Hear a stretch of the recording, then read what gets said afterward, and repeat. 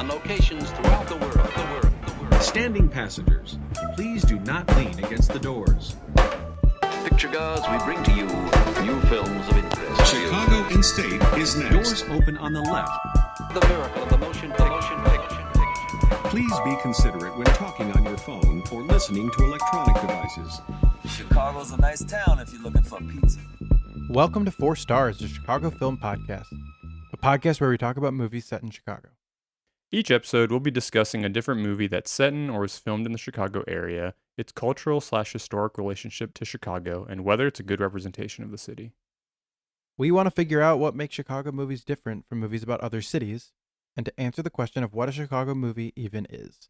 I am one of your hosts, GM of the Heights Theater, Jeremy Martyr. And I'm Paco Alvarez, a journalist based in Chicago. And on today's episode, we will be talking about Michael Mann's Thief from 1981. Mm-hmm. And we'll be covering the rest of the franchise later as part of the heist series that we are doing. It's all part of the same franchise, right? Yeah, the Thief. This is the Thief franchise? Yeah. I just assumed that that's what we were doing. Is that wrong? Mm-hmm. We're covering the heist movies of Chicago, right, Paco? Yes, One Last Score, a series on heist movies in Chicago. It's called One Last Score. Yeah, all the getting the crew together, all the One Last Score movies. We're gonna do them all at once. So next week we're covering a movie called Normal Life. And last week was The Sting. So if you haven't listened to The Sting yet, go listen to the Sting episode. You'll have to watch that one to understand what's going on in Thief. So, and later on in the episode, we'll be joined by culture writer and Hand Me the Mic podcast host Daniella Mazzio. Exactly. I'm really excited to talk about that, and I'm excited to talk about what was going on in Chicago in 1981, Paco. So this movie, Thief, was released on March 27th, 1981. And the headline that drew me into the rabbit hole today is not from a Chicago paper, but from the New York Crimes. And it is, Move by Chicago Mayor is preceded by Evictions. So this is one of my favorite Chicago happenings, historical happenings, something that we've talked about in the past, you and I, Jeremy. But in 1981, Mayor Jane Byrne, moved in, or made this like huge kind of political ploy, I guess, where to draw attention to it's complicated, but there was a lot of, it was definitely a thing that she did to get more political clout, but there was a lot of crime in Chicago at the time, and a lot of it was focused particularly on the housing projects. And Cabrini Green, which was a public housing project, we've talked about Cabrini Green in the past, became the symbol of like everything that was wrong with Chicago, in the public eye. And Jane Byrne, in response to all the violence, moved in to Cabrini Green and was like, I'm going to live here now to show that it's actually not that bad, and to like kind of, and to clean it up. This article was about how before she moved in, sheriff's deputies went to Cabrini Green and evicted just a bunch of people, because there were a lot of people living in Cabrini Green that were either behind on rent or were squatting. And so before she moved in, a bunch of police went in there and kicked a bunch of people out. That's crazy. Yeah, it's really, it's one of the weirder things that have happened. I can't imagine someone doing this now. And she ended up living in Cabrini Green for, I think, 25 days or so. And then occasionally she would go back, but pretty much everyone saw through the ploy immediately. And she was trying to, Jane Byrne is interesting because she's the first mayor elected after Daley Sr. dies. Mm-hmm. And like almost every mayor, she went in there, she got elected on sort of being an anti-machine candidate and being a reformer. Yeah, being a reformer, and then she immediately became a machine candidate. And that never happened again. Yeah. And I mean, she like from the beginning, she didn't have like that much black support, and this was kind of her way to try to get some. But then everyone was like, "Well, why are you only focusing on Breeding Green? What about the other housing projects?" It's like, what I about was the gonna other ask neighborhoods? was this like how was this received at the time? Everyone immediately used Thought it as like a against. political. Yeah, Mhm. like no one really liked it. And was she a 1-term or a 2-term? She was one term. One. She in 1983 she lost to Harold Washington. That's when Harold Washington. Yeah, Right, yeah. that makes. But And the M in Jane M. Byrne stands for mayor, right? yeah, yeah. Jane Mayer Byrne. They had to give it to her because she was like, "My They had name is to. Mayor. It's right there in I'm the the name. mayor."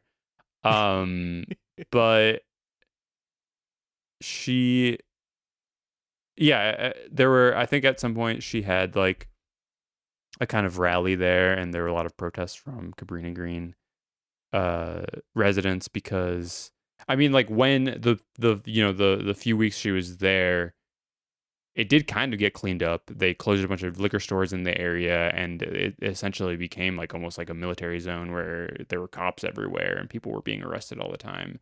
But she also like used her mayoral powers to like clean up a bit and update some of the plumbing and heating systems. But overall, it was kind of a failed endeavor. But one of the more interesting ones. It's something I think about a lot. Just because it's I can't imagine a politician doing that now. It's crazy. It really is a wild move. Like, what's the version of that now? I don't even know. I mean, it would just be like, Where would Trump live? yeah, In Trump Tower. yeah. I guess there was a bit of a bump in popularity.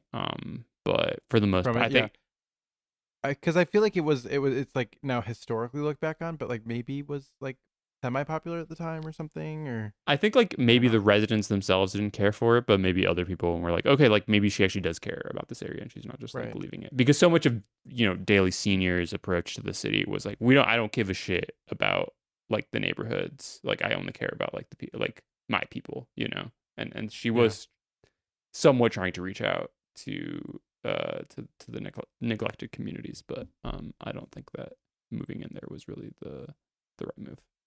No, doesn't seem like it. This is one of those stories that I feel like broke containment, like you're saying. The New York Crimes reported on this story, and it's one of those things that like the way that the rest of the country viewed the city is through this lens of crime.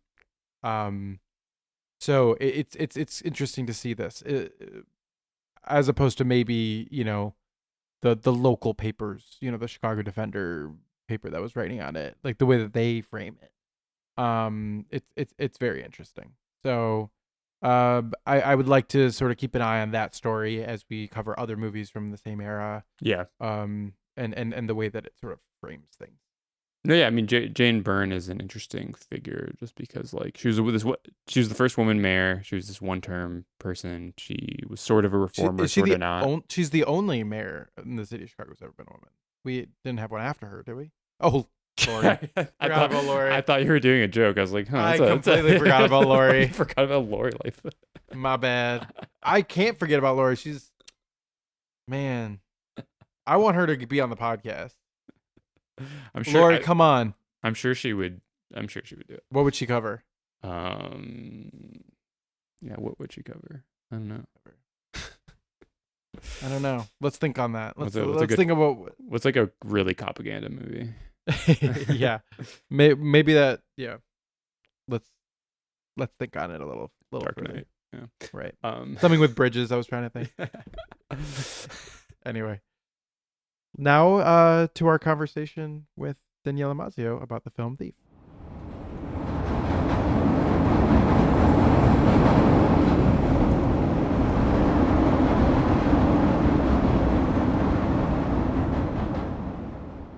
Okay, and I want to introduce and bring on the podcast a Chicago-based culture writer and host of the Hand Me the Mic podcast, Daniella Mazzio. Welcome to the podcast, Daniella. Thank you. Thank you so much for having me. I am elated to be on a podcast not only about Chicago and film, but about the movie that we're going to be talking about today. I know. I was just joking about this with you, but I woke up this morning feeling a little lighter, just feeling like, wow, I get to talk about Thief today. That's so exciting. I know. This is probably Michael Mann's most perfect movie, tied with 4 other movies. Yeah, Um, Yeah. he is my guy. Manhunter, Collateral, Thief, Heat, of course, and then my baby, The Insider, are just, I think, Oh, 5 completely perfect movies, and the rest of his filmography is still unassailable. But that he made such perfect movies that also say so much about kind of like contemporary American culture and social issues without them specifically being about that is just it's remarkable. And that he's a Chicago guy, like Mhm. mwah. I cannot wait to dive into the deep end of Mhm. Man. But before we get into that, we would just want to ask you, what is your connection to the city of Chicago? How'd you get here? What's your story? And yeah, what's your connection to Chicago? Yeah, so I would never claim that I am from the city because I am from the suburbs. But I lived and grew up like a 40-minute drive from Chicago my entire life. Started going, I was always a creative, artsy kid. Theater was actually probably more of my distinct first love than film, only because my parents had film and TV on all the time and were always introducing me to things that it felt so second nature.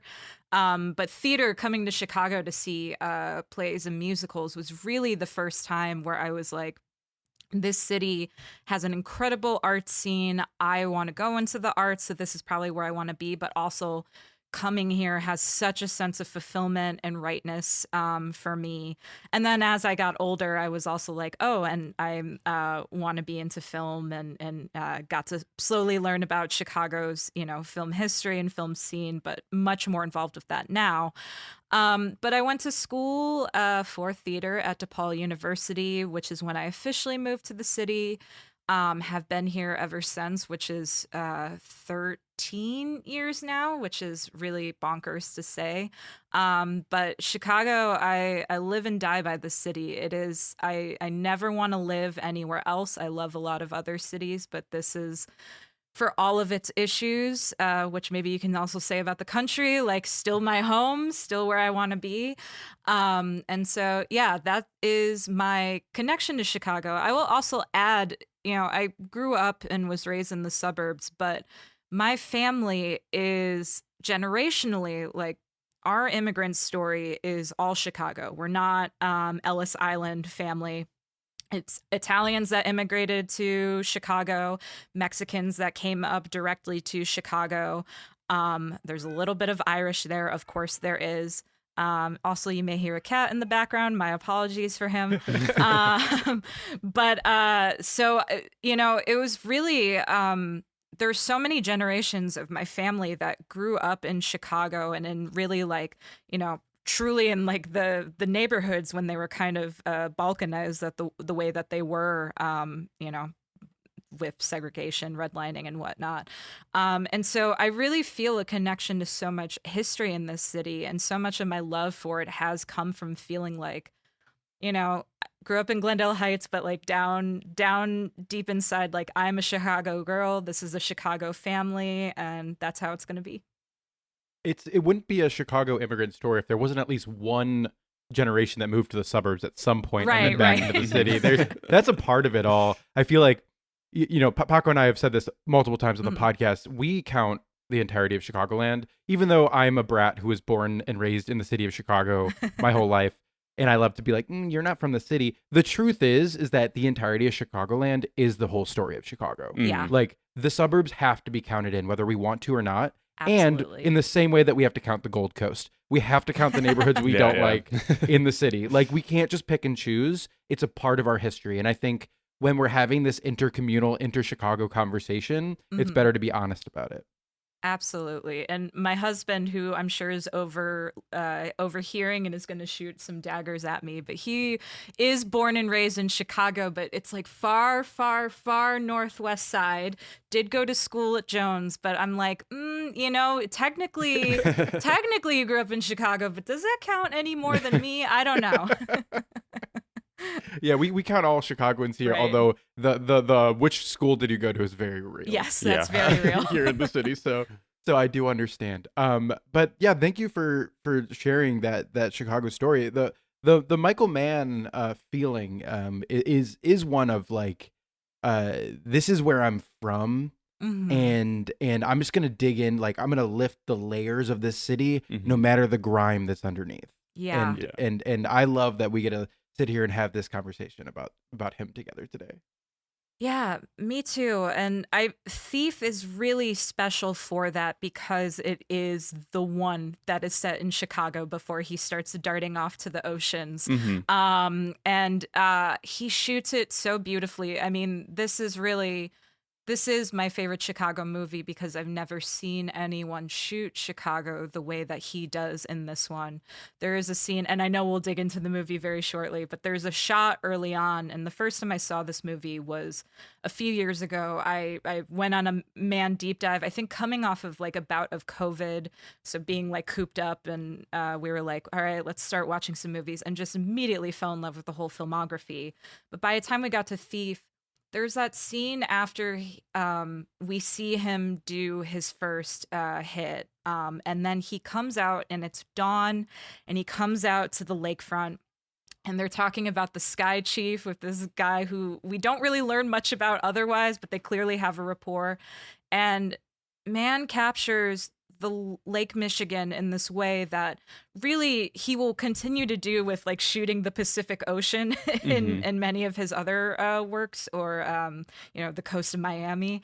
But it looks like you're at the end of the world, but in this like really peaceful, serene way. And it looks so like if you've ever been at the edge of Lake Michigan on a really beautiful, clear blue sky day, it feels like you're on a different planet, but it's so perfect. And that shot immediately made me start tearing up when I saw it, because I've never seen anyone capture that in at least like a distributed feature film before. Yeah, it's a good point. I feel like not a lot of movies based in Chicago highlight the lake at all. Even though it's Yeah. like such a big part of like living here and like the economic importance of the Mhm. city, but I feel like I can't really, other than like shots of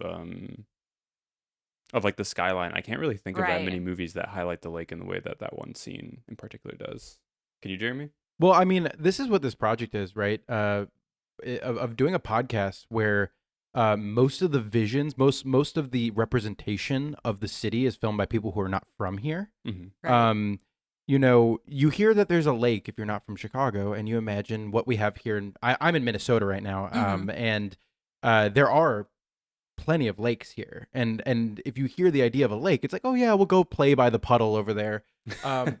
You're right, Daniela. Like the Lake Michigan feels like it's endless. It feels like that's where the world begins or ends. And I'm trying to like rack my brain for another movie. I mean, most recently, Anything That Moves has some really good stuff Oh, at the you're lake, but right. that's at night, and that's a very specific, sort of comedically dealing with the lake. But every Chicagoan, if it's summer, you're at the lake. Yeah. Like it's such an important cultural part of the city. Like Paco was sort of hinting at, like there's an economic barrier there. Like if you live closer to the city, or if you live closer to the lake, the further west you go, the further away from the lake, the further removed you are from it. That means something too. Paco and I grew up going to school in Rogers Park, and we were just a hop, skip, and a jump away from the lake there. And Yeah. I felt so lucky to spend so much of my childhood right there by the lake, and it's so important to me.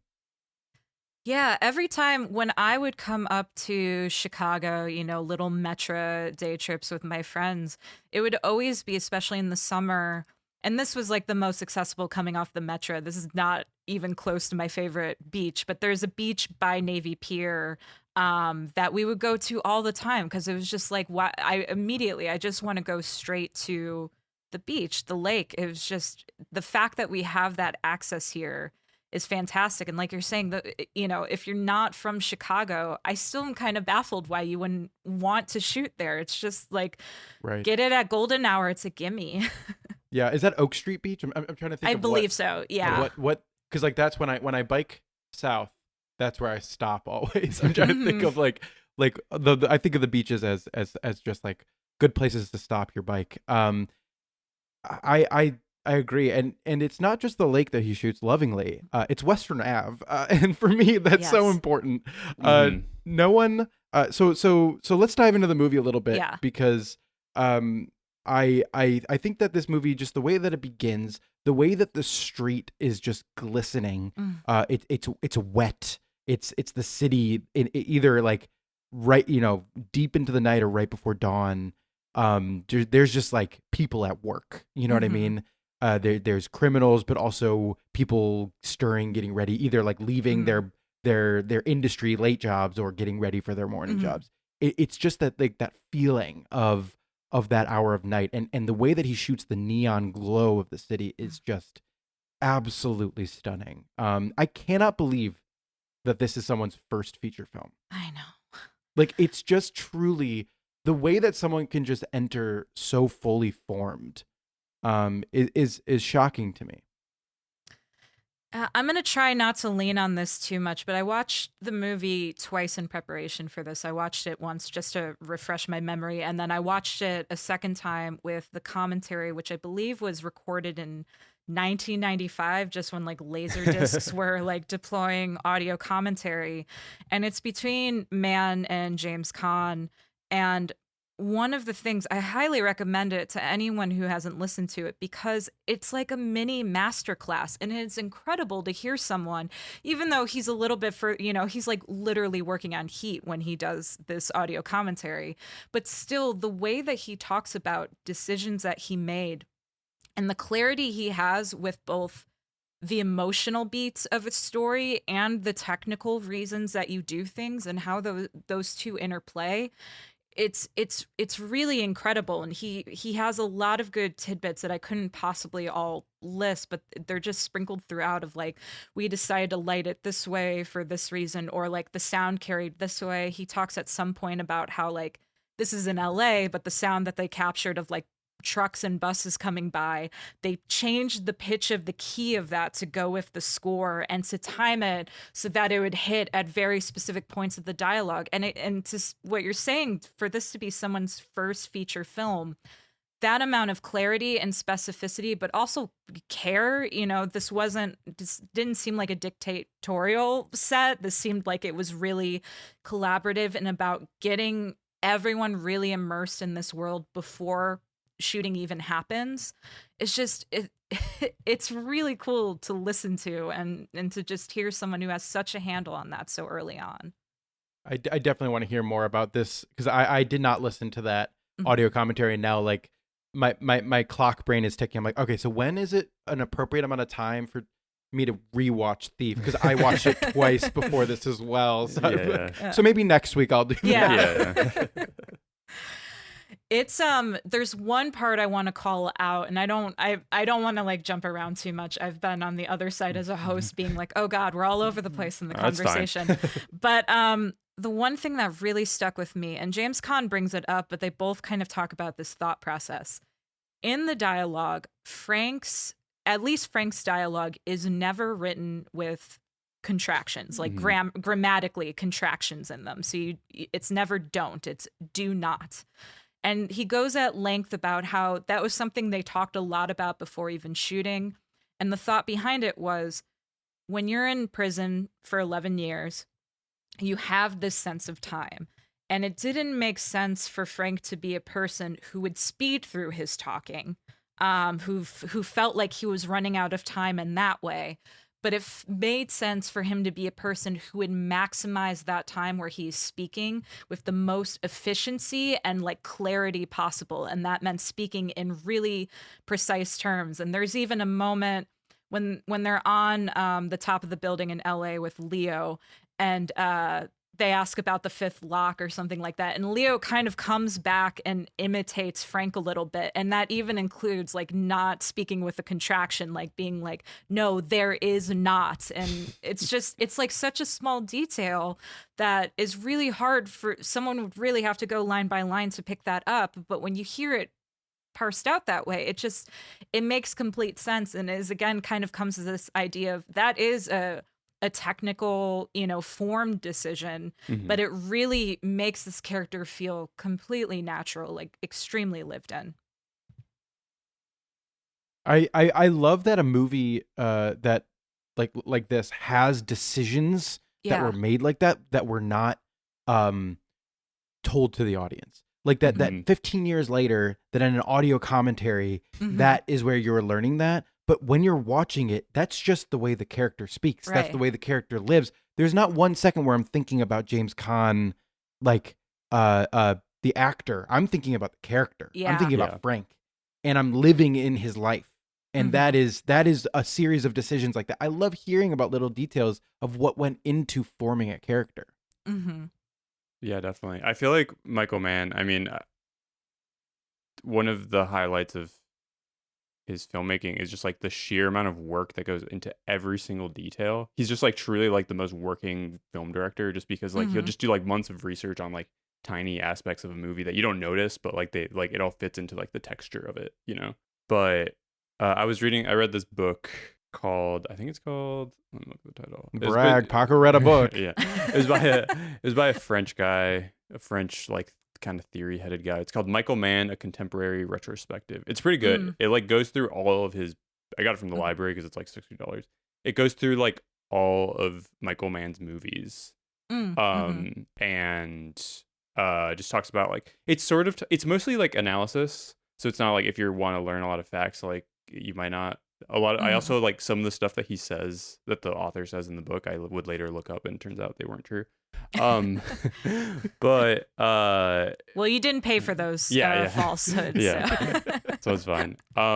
But something that he brings up in the Thief section is that in the first shot of Thief, Mann has cited the paintings of Camille Pissarro, specifically Boulevard Montmartre at night. So just like the fact that like just from the beginning he was thinking of like a painting just to like start off the movie. It's so interesting.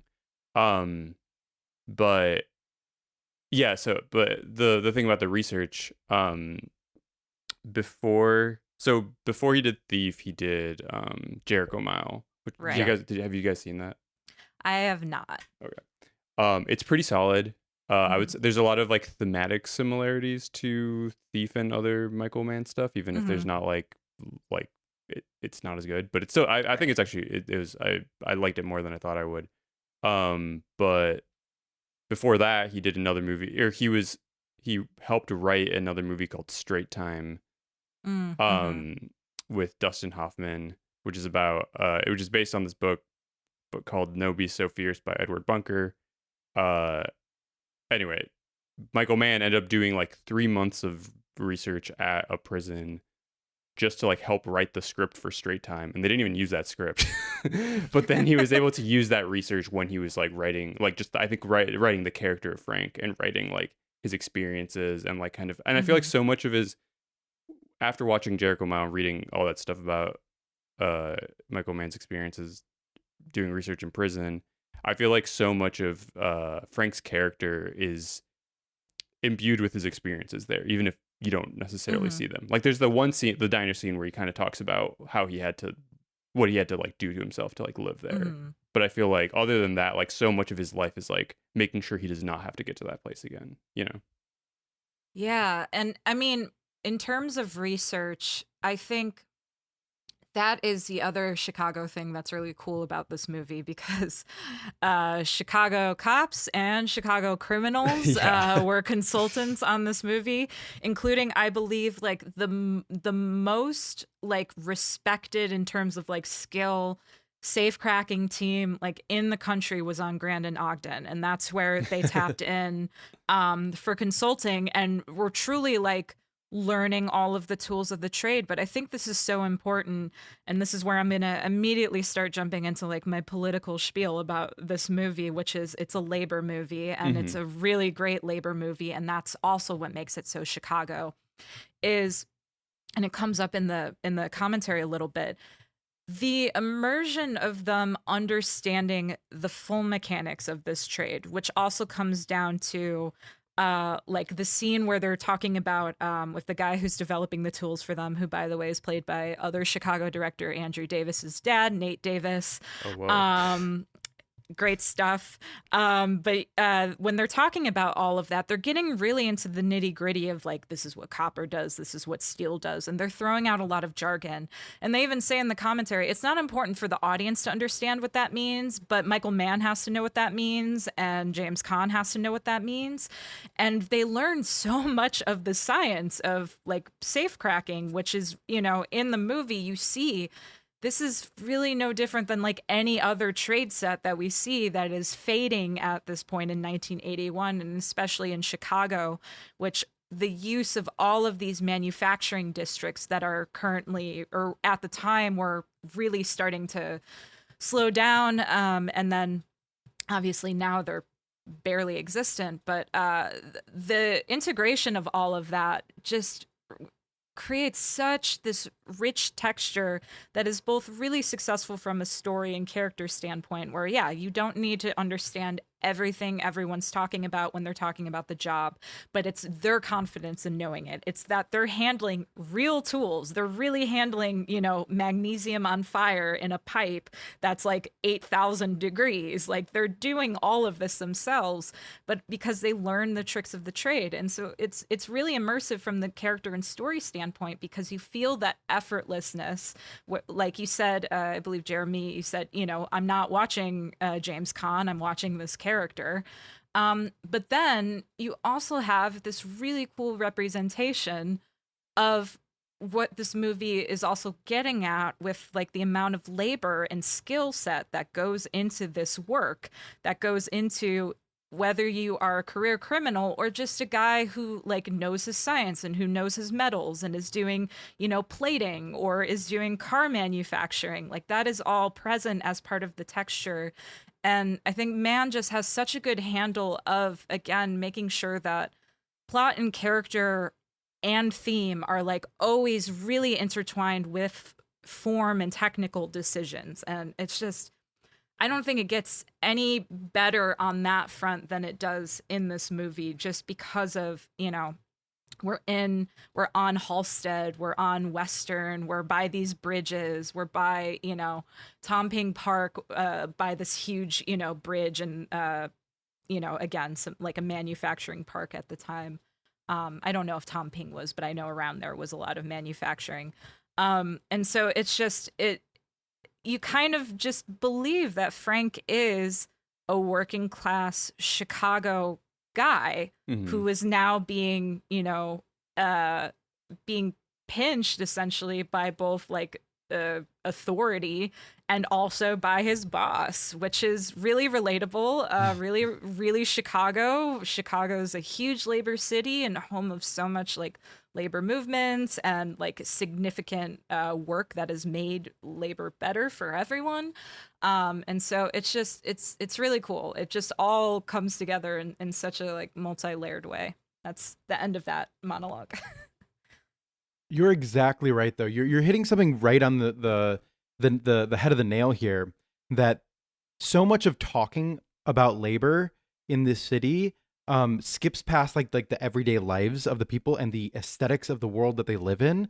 And this movie is so interested in getting that right, and getting the fact that you know, the tools that he uses are not going to look cool. They're going to look like he's going to a job site. Like so much of like the history of a heist movie is trying to be cool. But do you know what's cooler than seeing someone be good at their job? What's cooler than seeing someone absolutely, you know, light up a safe with a bunch of sparks flying around? But they look like they're at a job site. Like the fact that this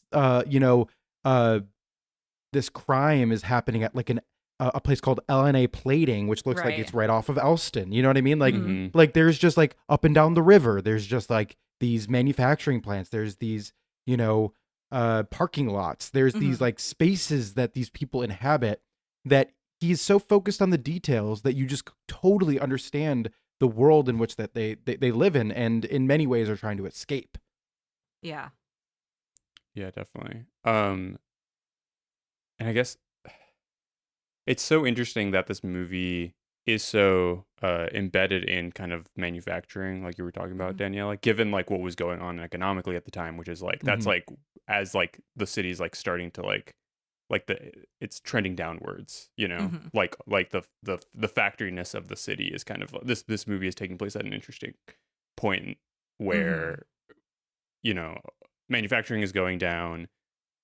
Something I was thinking about with something Willie Nelson's character Okla says at some point is that like there's more people becoming joining there's more people in the prison who normally like wouldn't have been there. So it's like this cross, it's like all the things that we talk about now as like neoliberalism are happening at the crux of this movie, and this movie is like kind of like about all those changes and how it's like affecting this one guy. Yeah. Absolutely. And it's also why I find the partial LA setting really fascinating too, because Los Angeles is in a different place in terms of its development and in terms of it kind of embracing what will be the excess of the 80s and what will be Reaganism. And so like going from this really, really working class Chicago, this really like metal and industrial. And then you're in LA and you're on top of all of these office buildings, these really tall, sleek office buildings. And it's like, that is not, you know, in the Chicago we're seeing, that's not where that city is. Another kind of interesting detail, I don't know if this has been confirmed, but Leo's house is like the one setting that was a facsimile in that it was shot in LA, but it's supposed to be Chicago. But even that I find kind of like thematically interesting of like Leo is kind of this false Chicago resident, but he's really like distant from the city. He's distant from the labor. He's really kind of in LA, you know, pulling the strings where, you know, this is where business and where excess is happening. So I find like compared to some of Mann's other use of like coastal cities, I find like the use of LA in this one particularly like a really interesting juxtaposition. And I would argue Collateral is the other time where he kind of gets into the economics of LA, and it is kind of the Los Angeles version of Thief, but that's for another great day. take. Great take. Yeah. There's like a way, just you talking about that now, I feel like there's a way you could see this movie is almost like it's kind of like a metaphor for sort of all these like small business owners in like a city like Chicago being replaced by these like larger corporations, you know, as like Leo, who's like connected to like global, he's like has all these like global things, not global necessarily, I guess, but like he has all these like national ambitions. Like he gets, instead of paying Frank, he like invests into all these like shopping malls and stuff in Florida and like Fort Worth and Dallas. It's, it's so early 1980s. And this is like an aside, but I had just watched Frederick Wiseman's The Store, which takes place at like a flagship Neiman Marcus in Texas, like shortly, like a little bit later in the 80s. And it feels like that's exactly what Leo is investing in, which is like this thing that won't even, I mean, we know now, like shopping malls, shopping centers ain't gonna go particularly well for anyone. They're sounded nice in theory, and then they just kind of become this shell of suburbanism. But yeah, that was an aside. No, but you're right. I like your read on Leo. But I will say that like, I mean, Robert Prosky, I mean, just what an actor. I was shocked to look him up and find out that he was not born in, you know, Canaryville or something. He feels very Chicagoan. I would say that character, that type of character who is obsessed with making the city something that it's not, is a very Chicago trait. Like there is that type of Chicagoan who's just like, yeah, but what if our city wasn't our city? You know, what if that like changed and felt more like New York? What if this felt more like LA? And that is also that sort of like there's a self-hating side of Chicagoans who are yeah. like always trying to be, it's a younger sibling thing or a redheaded stepchild thing of like they never take us seriously. We got to be like the big boys. We got to be a global city. We have to be taken seriously on the global stage. All these things where it's like, oh, but by doing that, we're pushing everyone in Chicago down, just to look better on the global stage. And there's something very Chicago about that for me. And Prosky, just with his glasses and that face of his, oh my God, like leering over the camera, literally in certain frames, coming from different angles. The way that Prosky is shot, he's like a special effect. That face. This is his first movie, right? This is also his first movie. That's crazy. What I find really interesting too of what you're saying of like he is born of Chicago, but he's like a different type of Chicago. And if you think about the only place where he really meets with anyone in Chicago, like on his terms, so not to shake someone down, or like Green Mill feels a little bit more like Frank's territory. So when they meet there, it feels a little bit more neutral, is downtown by the river. And like the idea of like, he's not in the neighborhoods, he's not in these industrial parts. They're right in front of the skyline, where that sort of boom is starting to really happen. And I think like even that location, it's obviously no longer an open like parkway as it is in the movie. It's like there's a huge skyscraper there now. So yeah, it's really interesting to think about the differences of how he interacts with the city and then how that comes to play with just his role as a boss in this movie's like really incisive way of really making you feel less and less like this is a crime movie and about like, like crime bosses and just about bosses. And this idea of like, I control your money. I get to decide where your money is invested. I get to decide how much of it is actually your take home. I control your family's welfare. And even though that is like a violent threat, that especially coming off of the like he invested his money in these shopping centers, it does feel really tied to like just any workplace of like the amount of hand it has on your livelihood, no matter how much you're promised is within your autonomy. It never ends up being that way. Yeah, definitely. Should we just go through the plot of the movie first? Sure. Let's do it. For a second. Just because like we just immediately went into the analysis, but I wonder if we I should. love it though, because this movie makes you think about those things. It's the thing about Man. It's like anytime I watch one of his movies, I'm just like thinking about the world and like what he's trying to say. Yeah. He's like absolutely. He's like he's like the most auteur.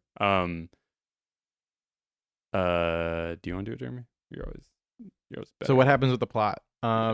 Sure. Yeah, Frank's a jewel thief. We sort of catch him right as he's going about his business. He's going to work.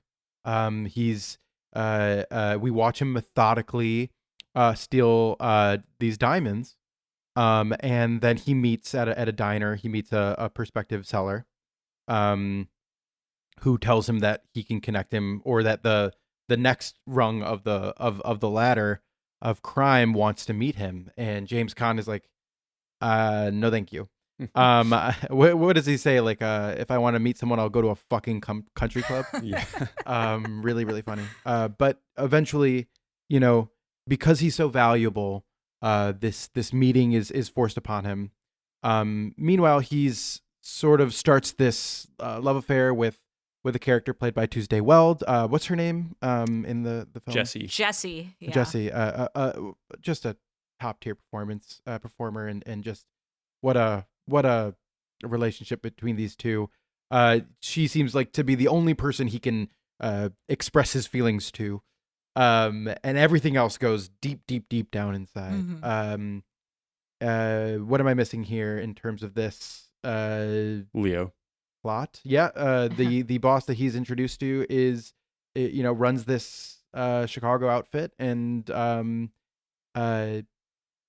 says that you have to do these jobs. This, like, he sort of makes it sound like it's one last job, right? He says like you can like you try it out for a few months, like see how you feel about it, and then like if you don't like it, then you can step out. Yeah, it's important to think of Frank as a freelancer too, and he really asserts it, because we've skipped over the most Chicago part of this, which is he has a partner that he contracts, Jim Belushi. Jim Belushi. But like Leo's even like, whoever you want to hire, that's your responsibility. It's very Mhm. much treated like a freelancer relationship. And Leo Yes. is using this line of seduction of, I can get you pretty good jobs. You wouldn't even know it. Like, you've been working for me this whole time. I've always been the one with your merchandise. So why don't you just do this really big job for me? And then that's in the process of him envisioning this life through like basically doing The Secret, that this vision board of what he wants his life to be. And the idea that Jesse really shows this promise of him being able to have it, and him also wanting Okla, who we mentioned earlier, Willie Nelson, to be able to be there to witness it Yeah. as like a father figure. This job, of course, comes as they do at the right time to like appeal him, saying, well, if it's just one, I'll take it. Yeah. I started to hijack that. I'm sorry. Hijack, No, good. hijack, please. I was struggling over here. It's the plot of Thief, such a vibesy movie, and I know that it's like a way that people describe man movies that's overused, but it is so true that there is a plot to this movie and it drives it, but really it's a feeling, it's a vibe, it's like forward moving momentum, throughout it, where like you're saying, it catches him right at this time of his life where he would have probably been able to walk away earlier or later, but right now he needs it right in there in that moment. Willie Nelson, plays his former partner, mentor, Yeah. who is now behind bars. I think they met and- behind bars, right? Is that the implication there? So, yeah. Does that ever come up plot wise, or is that just implied?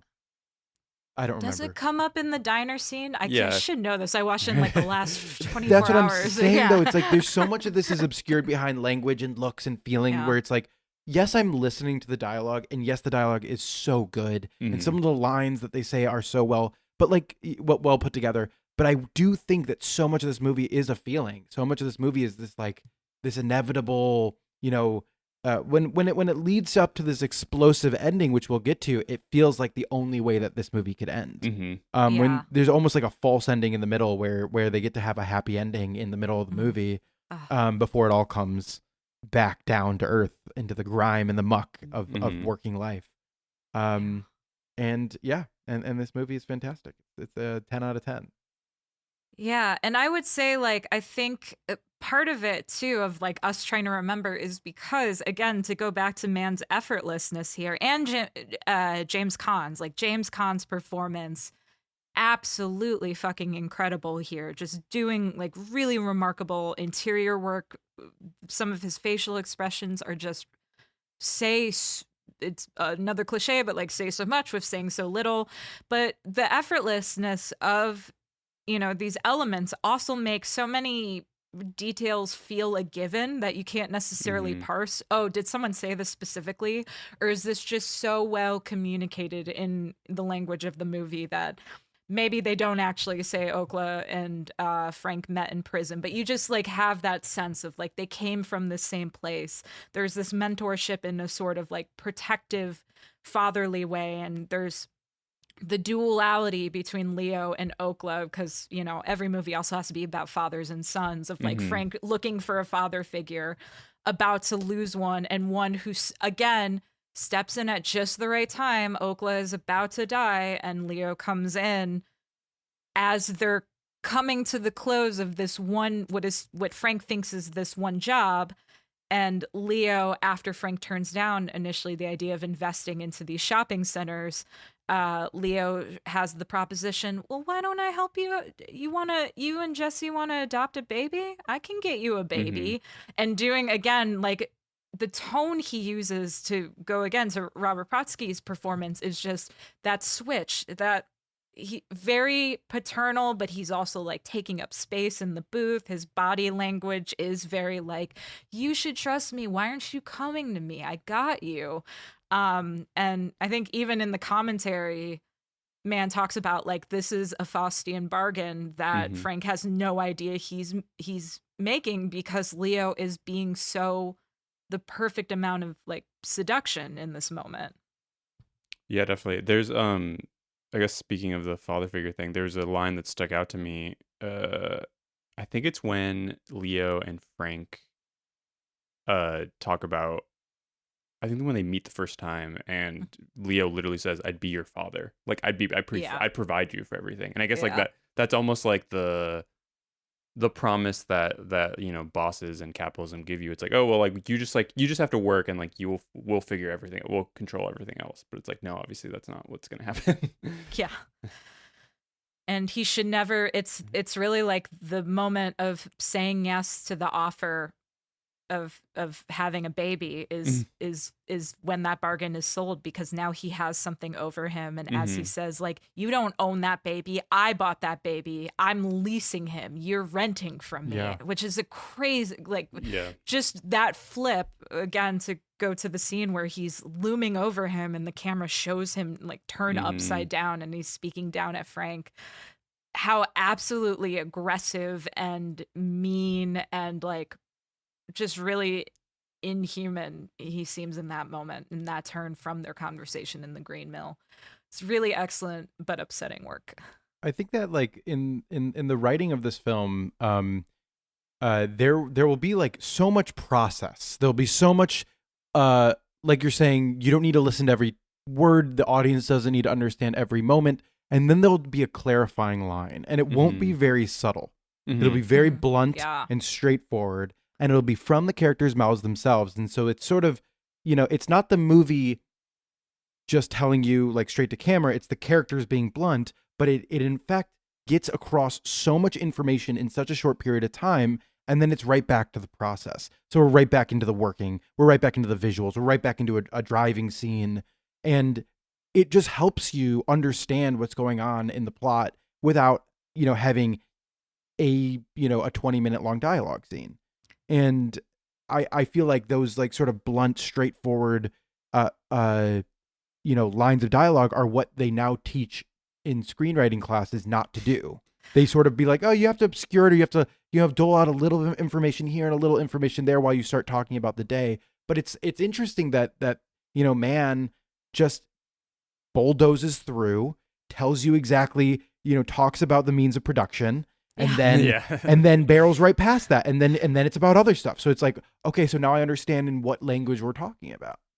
There's it was really funny because I had rewatched this movie and it had been a few years since I last saw it, and I remembered that this is a really incisive film that talks about capitalism, that talks about labor issues, and I had totally forgotten, to what you're saying, how bluntly the conversation between Frank and Leo, where Frank says, and I'll quote this, "You are making big profits from my work, my risk, my sweat, but that is okay because I elected to make that deal, but now the deal is over. I want my end and I am out." And Leo says, "Why don't you join a labor union?" And it's just... It's like it's right there, but it like you said, it doesn't feel like it's hitting you over the head with it. Even though, and I want to pull one line I did write direct from the commentary. As that scene is happening, Michael Mann says in the commentary, "What you're hearing here is Marx's theory of labor applied to Frank's life." So funny. I love Michael Mann so much. Oh my God. He's so, we're so lucky to have him. I know this is like probably a conversation for the end, and we can come back around to this. But the idea that he's returning home, that Michael is filming Heat 2 here in the city, it means so much to me, more than I can even begin to talk about.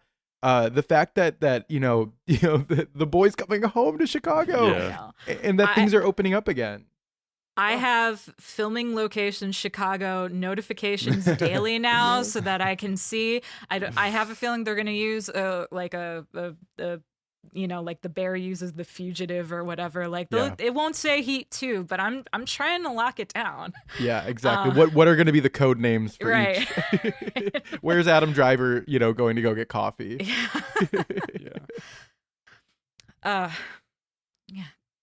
Speaking to that thing about Marx, which is funny. I feel like so many movies now try to be like political in like a winky way, and like they're bad at it. And I feel like, I guess like the difference is that like I think Michael Mann grew up at a time where like I think he's very well read, and I think he's interesting. This is his first movie, feature film, But he'd been working in the industry for Right. like a decade or so. Something I found interesting in that book with a French guy was so he had gone to during he went to University of Wisconsin-Madison. During that time, I think he would like during protests, he would drive down to Chicago and film those protests. Mm. And in Ali, when we see there's some footage of like protests from the 60s, and that's apparently like from his like initial like 16 Oh, millimeter wow. recording from when he was like Whoa. a kid, which is awesome.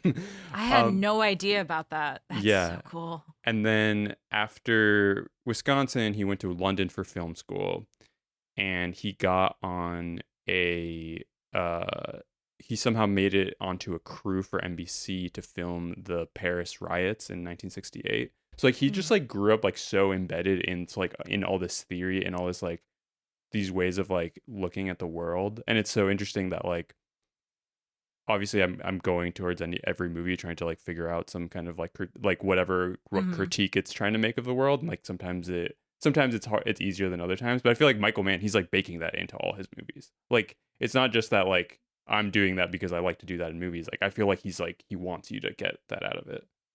And even if it's not, and he is so meticulous that I have to imagine it's intent, but even if it's not intent, he's just such a like magnificent storyteller and really just understands people that it comes so naturally. Even, like Heat, which is much more forward a crime story, right, is still kind of gets into labor and also gets into like this idea of, like we all joke like you're not so different, you and I, but kind of gets into my favorite thing about Heat, which I just recently rewatched too, because I got to watch all of the Mann movies like once a year, is that I never caught is how Pacino's character is so set on pinning down Neil McCauley when like Waingro, who is an actual like serial killer who is like targeting like Black communities and underage girls and sex workers, is like the real problem here, who he should be tracking down. But his ego is so set on someone who's like worse crime, and that also comes like thief, is like, okay, so materials that are also insured are stolen.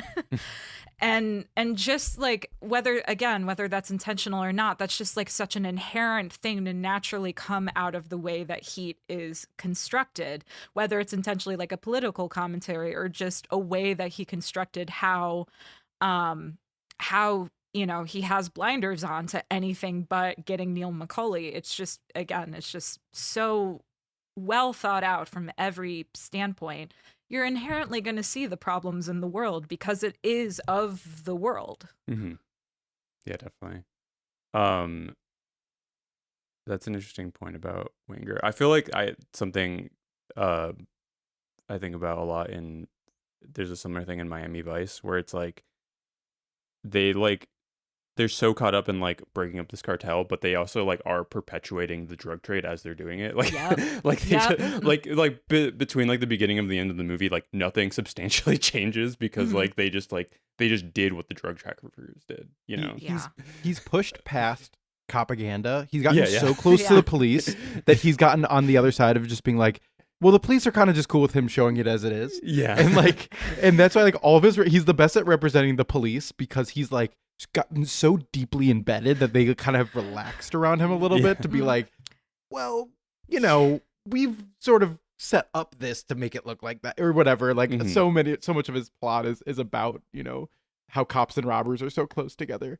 Yeah. It is so funny in the Thief commentary because he'll just have these, they're constantly talking about like, oh, that's a real police officer there. And maybe people don't know, but they also flip, like they have police officers playing criminals in this one. And then they have like safe crackers, like playing police officers. But there's he's so smart. Yeah. There's one moment, I think it's probably where, they stop him the second time. I can't remember if it's when they're beating him up or when they're like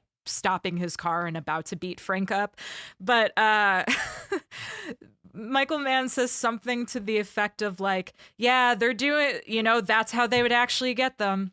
Protect and serve. And it's just, and it's like he's talking about guys who like, he was having like conversations with, and in the same breath is like, yeah, that was a really great police officer. And it's just, it's so great. It's so interesting. I mean, it's not, but it is. It's so fascinating though, and his obsession with the details allows him to have that sort of way to talk about the reality of Chicago's policing history, and it's really, really great that he has just like, he has these obsessions that he repeats again and again in his work. And that's the value of watching someone who's made such singular work over such a, scope of his career, is that you can really find in each one of his movies these themes that just, pop up again and again and again. I'm really excited. Later in this series, we get to talk about Public Enemies. Another movie that's so much about like when the police became the police, when the FBI, became the FBI, when, cops and robbers, like the media, all these things start to like come into focus. And that's in like a movie that's wrapped as like a summer blockbuster. It's like a movie that was like framed to everyone as being like, go to the theater and watch the newest picture with Johnny Depp and Christian Bale. And it's like, I don't know why in 2009 they became old timey all of a sudden. It was a long time ago, man. It was a long time ago. It was a different world back then. Actually, so like in Minneapolis, the best theater, I will say this, the best theater in Minneapolis, the Trilon, is doing a retrospective of Mann's work next month. And I say the best theater in Minneapolis because the theater I run is in Columbia Heights, right outside of the city. But the Trilon, they're great folks. If anyone who's listening to this is from Minneapolis, the Trilon. They have like a 90-seat theater, and they do like incredible rep programming. And they're doing Jericho Mile on 16 millimeter. So I'm waiting to do that. There's like so much that I'm like, okay, I can't wait to see The Insider. I can't wait to see, Manhunter again. I'm just like, I can't wait to dive back into this these rich texts. And it's nice when a theater can play them all at the same time. Yeah. Are they looking for anyone to introduce The Insider? Because I'm always happy to introduce The Insider. Just putting that out there for any listener. Hey, I love this. If you know what, instead of putting you in contact at the Trilon, I will selfishly be like, I will program The Insider at the Heights, and I will invite you up, Daniella, so you can do an intro up there. I want to put it on the record that if I don't become Chicago's preeminent voice on Michael Mann's The Insider, it's all over for me. I didn't do it right. That's good. It's good to plant your flags. You know what I mean? Like, yeah, it's good to do that. That's that movie is so special. It's one of those that gets, I think, forgotten. I think like everyone was so focused on reclaiming Miami Vice for years, which is a great film. Love it, 100%. We got to bring back The Insider. That needs to be like the rep movie that plays. Maybe it's the one that got the Oscar attention, right? Yeah. I will say it's Buena Vista, so it's owned by Disney, which is fun. So now one of the reasons people don't screen it as much. Okay, sorry, I will say it's not as hard these days to screen Buena Vista stuff. So put it on the docket. I'm penciling it in as we speak. I am all for I've been trying to do The Insider revitalization single-handedly. If you followed me on Twitter, I famously watched it every 50 movies last year, which ended up meaning I watched it 5 times, and I still was crying every time I watched it. I think it is probably my favorite movie of all time, and like a really important movie about journalism that unfortunately has so much relevance to today, but also says a lot about kind of the limits. I mean, again, he's always saying something more than what he's literally saying.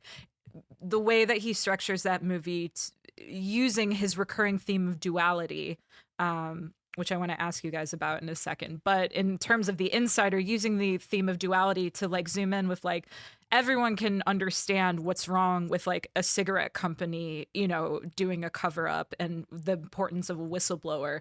What happens when you apply it to this situation, which is, do we want to criticize 60 Minutes? Do we want to see Mike Wallace in a bad light? this kind of journalistic position of like the limits of power, even when you're a mega successful journalist and not like a guy who's otherwise anonymous in a cigarette company. I just think that's really the way that he kind of zooms out and being like, maybe this is every workplace that, has people who could be whistleblowers and has people that they're suppressing in terms of, or like in seeking consolidation and seeking the most profits for the people up top. He's just always on it. But the question I wanted to ask to get back to Thief is, so Michael Mann, duality is like so central to all of his movies. If it's not like literally a dual protagonist thing, there's at least this sense of like, Manhunter isn't quite a dual protagonist, but you have, Will Graham seeing the potential of himself in the same person he's chasing. And there's like mirrors abundant in that movie. So duality is so important. But for this one, I'm like really fascinated that to me, it doesn't seem like that theme kicks in quite yet. It's one of the ones that are so central to his work that I don't see here. But I was wondering if you guys, like, you had any sense of kind of that duality in this one. I can sort of see it. Like, I think like the thing that attracts Frank to Jesse is sort of like the way that they both have like they have similar things they're trying to leave behind, and they have like they both want just a normal life, and they want to figure out how to get there, and I think there's something about them there. But yeah, that's a good point. It's not as strong. The duality isn't as strong. It's sort of sprinkled through him and Okla, him and Jesse, him and Leo in little ways, as opposed to it being a central focus where it's like, immovable, unstoppable force, immovable object sort of duality. Like it is in so much of his other work. But I agree with you that like maybe he was just like flirting with the idea that was his theme, and then he was like, let's just dive into it later. I do like the idea of it being Jesse, though, because one, that kind of makes it the only time he really explores that with a woman, which I would love to do. Like, I think looking at it strictly as like Mann's movies are about men is an oversimplification. I think like the gender stuff is really interesting in his movies. But to have like Jesse be such an opposite, and when you think of the diner scene, which is like 8 minutes of just talking in a movie that's otherwise a lot about action and a lot about like, kind of the thrill of some of the activities that everyone's doing and the drama of it, to have that be a bit of a centerpiece of the movie does kind of further support what you're saying, Paco, of like that duality is really the core of like these two people who have been screwed in trying to make it financially in like a pretty precarious, violent period of like they're talking about Colombia, but like the United States had a really heavy hand in all of the violence in Colombia around the drug trade, and then like trying to escape from that and make something of themselves, and how even her just being a cashier and her every day of being happy with that is not enough. It's not the American dream that they're all supposed to have. That's still supposed to have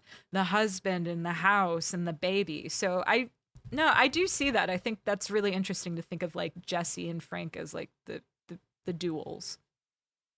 And I guess another thing that maybe goes to that, I guess spoiler for the ending. Or I guess we don't have to talk about the ending, but the original ending in the script it's like a flash forward of him in LA, Frank in LA, and then I think it ends with like a knock on the door and he opens the door and it's Jesse. Which is very different from the ending of the movie now. But yeah, I do feel like their connection, I think so much of what he does in the movie, like the only reason he even like agrees to do the job for Leo is because he feels like he finally has found someone he can be with. But Oakland is also really important. Willie Nelson, great job. Yeah. I don't know if I can't think of other movies he's been in. Willie Nelson? Yeah. I feel like it's interesting that he is such an like he's almost too famous for that role. And I think that like it works. I think that was the one thing that Roger Ebert didn't like about the movie. Roger Ebert, I think, gave it 3.5 stars. He was just like, where's Willie? You know what I mean? And I think there's like I think Michael Mann is doing shorthand again here by casting. It's like this is a Willie Nelson type. It's like he's very warm, but there's a history there. You know what I mean? There's clearly some sort of sadness behind his eyes. I mean so much of that those sequences remind me of, you know, what's the Bresson the pickpocket. Thank you. That it feels like that, like, you know, they're trying to get close to each other through the glass. They're trying to, like, you know, there's so much love there between these two stoic men. And it's quite beautiful. And I love how little screen time he has. I love it's just that one scene, right? Yeah. I mean, it's that really, scene, and then when he's on his deathbed. right. Yeah, when he There's dies. one more. Yeah. There's Yeah. one more. And he, that performance is so much is communicated in such little screen time. It's that, you know, we're sort of I mean, we're getting past the Oscar season, thank God. But like there's so much conversation always about like what a supporting performance is. And it's like this is a true supporting performance. Yeah. When you're like propping up like a whole section of your film with such little screen time, that's what a good supporting role is. Yeah, the entire ethos of Frank is in Okla, even if that is a short period. It's like that hangs over his entire character, the whole movie. It colors how he looks at Jesse. It colors how he has a relationship to Leo. It colors his belief in wanting, you know, what he's willing to risk. Is he willing to go back to prison? Like all of that is really comes down to that.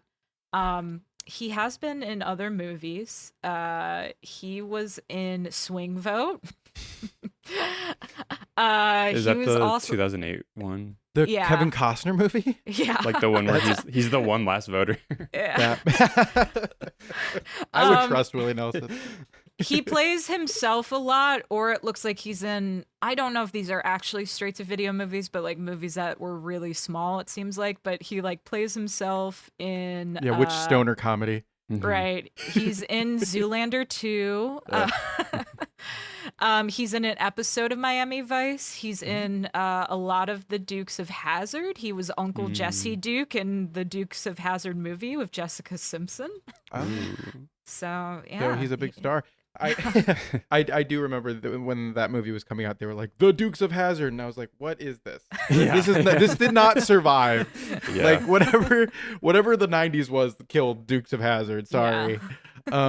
That's really funny. So he worked with Michael Mann in Miami Vice. That It looks that like makes it. sense. Yeah. Interesting. The Miami Vice is kind of a fun show to watch because every episode is like the most famous people in like a one scene role, and you'll be like, I didn't know that this person was in, you know. Yeah, I mean, we got to talk about Farina too a little bit because Farina is a small part of this movie, but such an outsized sort of part of Chicago's, you know, history. And then would go on to do Crime Story. I think Farina is just like one of the top 10 faces of all time. I think absolutely the history, the pockmarks, the mustache. There's just so much communicated in that face on screen. I think it's also really great. Michael Mann's greatest contribution, if we want to go back to Copaganda, is turning a cop away from wanting to be a cop and being like, maybe I'll be an actor. Yeah. And it's like, yeah, get him off the streets. He's cleaning up the streets by removing cops. Yeah. No, he's really so great, and I do wish he was in this one a little bit more because it just feels like what we know his screen presence to be would just be really fantastic to be a little bit more meaty in this one. But I mean, we have William Peterson too, who's also of Chicago and will become like, you know, will be in Mann's work a little bit more. Of course, the center of Manhunter, but he shows up as like a bartender at the I'm blanking on the name, but like the blues club that Frank and Jesse go to. So he's in there for like a half second. Del Close, Katzenberger. Del Close has a cameo in this movie, like the parentage of IO and Chicago Improv. It's just there's a lot of these little Chicago details that aren't all safecrackers and police officers, but Dennis Farina, definitely the most famous police officer who would make it into this movie. Paco, what was the other movie Del Close had a cameo in that we covered? There was something that we covered recently where we were like, Del Close was in this movie? Yeah, you're right. Do you remember that? It's so funny because, covering, having a podcast that's about Chicago, it's just like these characters keep coming back up, right? Untouchables. It's the Untouchables. Oh. Right. Yeah, that yeah, makes right. sense. Where these characters just keep popping back up, where it's like, we were joking about this. We're like, we're going to have some character actor with the craziest face on the planet and the shortest mustache be your top watched actor on Letterboxd at the end of the year. Like, Yeah. it's great. It's filled with faces. And Daniella, sorry to blow up your spot, but you are one of the best writers about the best movie of last year, The Secret Agent, which is another. Your pieces about Secret Agent were really important for me as I started my campaign, whisper campaign of this is the best movie of the year very early on. And just sort of like coming back to your work, like a thing that Secret Agent does so well is populate it with people who feel so at home in that space. And I think it's so much harder to recreate an era the way that that Clay Berfilo did in that movie. But like Michael Mann fills and populates Chicago with all these people who look like they're plucked out of the dingiest corners of an alley. And Well, some of them are the folks in the Green Mill. He says those are the Green Mill regulars. When the bartender is like, Oscar, go get Frank. Like Oscar was a Green Mill regular. And I really love that you're bringing that up because Kleber Mendoza Filho is like, in a lot of ways kind of operates like Michael Mann and like both like the level of craft, but also like the really deep care for where he's working and allowing like story and character to be what brings like the political themes out as opposed to being like political themes first. Even The Secret Agent, which is like the most forward political movie that he's done in my view so far, it's still like one that it's also about like parents and children, and it's about love, and it's about community, and it's about art, and as I wrote about, it's about like the humanities. But Mendoza also like puts like in so many of his movies, it is just his neighbors. He's filming on the street in the apartment he grew up in, that his mom really shaped. That apartment is in so many of his movies, and you see how the place also changes and how the street and the neighborhood changes. It's such a really interesting use of place, and I think that's The Secret Agent has a little bit more casting than the previous movies in that regard, but that sense of like these are real people who have a real attachment to this place and this story, even if they haven't literally lived it. I think is true with like very much what Mann's doing of like, we're going to bring these guys in. You believe they're in this world because they kind of are, at least to an extent. Yeah, it's really cool. I like that comparison.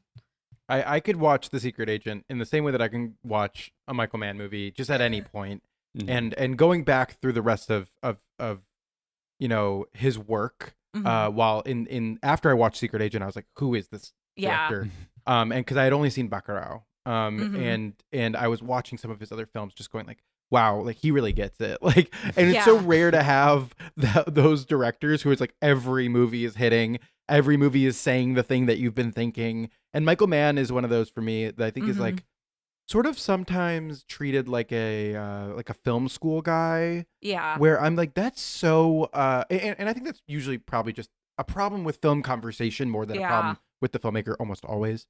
And I think like so much of Michael Mann's work is so personal and up close to reality, so close to like the themes of everyday people that sort of like pushing him into the theory bucket, pushing him into like just being like this auteur or just being this like a director's director. It feels so like we're removing part of what made him so special, which is that he was one of the best observers of life in Chicago. He was one of the best observers of life in LA. and I love that side of Michael Mann, and I'm happy that there's other filmmakers who've sort of carried that torch. Yeah, it's, he's kind of like and I don't mean this disparagingly, because the other director I'm about to cite, I do love in spite of a lot of things, but he's kind of like the real deal David Fincher in terms of he's doing a lot of this genre forward, sleek, stylish output. David Fincher's movies have a lot to say, but I think a lot of that is a little bit more incidental, not exclusively. Some people would say it's entirely incidental. I don't believe that's true. But part of it is like David Fincher is in a lot of ways the most critique he puts into his movies is of himself. But Michael Mann does a lot of the same kind of movies, not the same kind of style, but a lot of the same, like, again, this is genre forward. So many of these are going to be about the thrill of the crime, or, trying to see if the bad guy wins, et cetera, et cetera. But it just comes down to, like, there's always something more that is really relatable to us who have never been police officers or have never been career criminals or are not part of the Ferrari family, who, like, can relate to, like, yeah, my Letterboxd review when I rewatched Thief was like, every freelancer has been through this exact experience at least once. Good review. Which, thank you. Which isn't obviously true. It's hyperbole, but like, I feel Thief after being exclusively a freelancer for the last year, and yeah, it really speaks to one's soul. That's a good call on Fincher, because like yeah, you're right. His movies, he puts so much detail, but it does sort of feel like for what sometimes. Yeah. That being said, thinking about it now, his most Thief-like movie might be The Killer. Absolutely, and I Which- love The Killer. Yeah. which has a scene here, right, in Chicago. Yes, there's a Chicago It does. scene. Yeah. And Are it we gonna is cover actually it? shot here. Yeah. Should we It's cover The Killer? when we watched that movie. Did I watch it with you, Paco? Yeah, we went to see it. We went to the Landmark. I the think. one day it was in theaters. The one day, yeah, and they were like, it was like someone whispering to someone else. It's at the Landmark. Yeah. I really remember looking forward to the Chicago scenes and then being kind of disappointed, not by the movie, but by how little of Chicago he was able to shoot, because I want to see Fincher like shoot out Chicago. You know what I mean? Like really get into it. Like he shot St. Charles more lovingly Right. than Chicago. So I was like, kind of like, okay. I think the other director who most often gets compared to Michael Mann, I think mistakenly, is Christopher Nolan. Someone else who I really like Christopher Nolan personally. I think his movies are very entertaining, big, craft. But he doesn't understand human beings the way Michael Mann does, and I think that's like, he understands systems, or is trying to understand systems. He's obsessed with systems. And he often has that duality aspect that we were talking about before, and the inner search and love being a theme and all these things. Yeah. But that same attention to detail doesn't go into the inner lives of the characters, or he just doesn't seem to be able to access that side of himself the way that Mann does. Well, I think it's definitely in terms of what is motivating. Something I like to say in kind of my belief system that underpins how I look at least like auteurs and really just like artists of any medium is, I think in most cases, a great artist is someone who is always trying to answer a question that cannot be answered, but each new piece gets a little bit closer to answering it. I used to say this very unfortunately, and I'm going to go on the record and say this unfortunately. I used to say this about Paul Schrader, whose cinematic output is very important to me, and I think is both. I will stand by his cinematic output, and I think you cannot divorce it from who he is. And a lot of that is because he is trying to answer this question, is love enough to save you? And that is not an answerable question, except maybe if I say, my love for you ain't going to save you, so take it away. I don't want it. But I think I don't like when movies kind of have this sense of like, I've got it figured out. And I think like Michael Mann's movies, they center around the same themes. And sometimes there's, a little bit more of it. You see that progression. When I wrote about The Insider last year, I made a lot of comparisons to Heat of like The Insider does a lot of what Heat does, but fine tune some of the thematics of it. And it gets a little bit closer to this idea of like, what sides are we on? What does it ultimately matter? These systems we're part of. He gets closer there, but ultimately it's still like, it's never with this confidence of he's instructing anything to us. It's like, but it's also not the same as like, hey, aren't we all thinking this? It's still personalized through him. This is something that's plaguing him, but there's no definite quality to it. And with Christopher Nolan, I think he's mixed bag. I think when he's talking about love and like love as like a power that transcends time, I love Interstellar. That is so open-hearted and so like really vulnerable.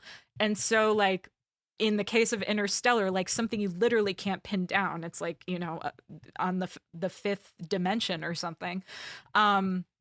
That really works for him. And then when he gets into like, The Dark Knight Rises, which I have a lot of fun with, but is politically an interesting movie. Right. When he starts getting into good and evil, it gets a little bit more myopic. I really like Oppenheimer because it's the first time with systems specifically, I feel like he allows himself to have some ambiguity with it or to have some fuzziness with it. For him to kind of come out of it feeling like, I feel a little overwhelmed by not knowing the answer to this. And that is when it gets interesting. But yeah, Michael Mann, just, I think he's always really trying to work through something with a movie, but never sacrifices his confidence as a filmmaker in doing it. And that's just always really cool to me. It's funny that Christopher Nolan has a James Caan style brother that was committing thieves. Yeah. And I forgot about that. Was he? No, I thought he was a hitman. Allegedly, that was his thing. He wasn't cracking safes. You're right. Yeah, he was allegedly a hitman. he was a killer. But We've hosted him allegedly. at. He was the killer. We've hosted him at the Music Box before. Oh. His Yeah. every Christopher Nolan movie that comes out, Christopher Nolan's whole family from who now lives out in the suburbs. Yeah. They come into the city for, and they're the most Chicago family. Like, That's awesome. it's so interesting because my vision of Christopher Nolan is this like little British boy. But he spent a lot of his childhood here. Yeah, he just happened to develop that accent like when it was malleable, and then it's just stuck with him. Exactly. So I agree with everything you're saying about Nolan and Fincher.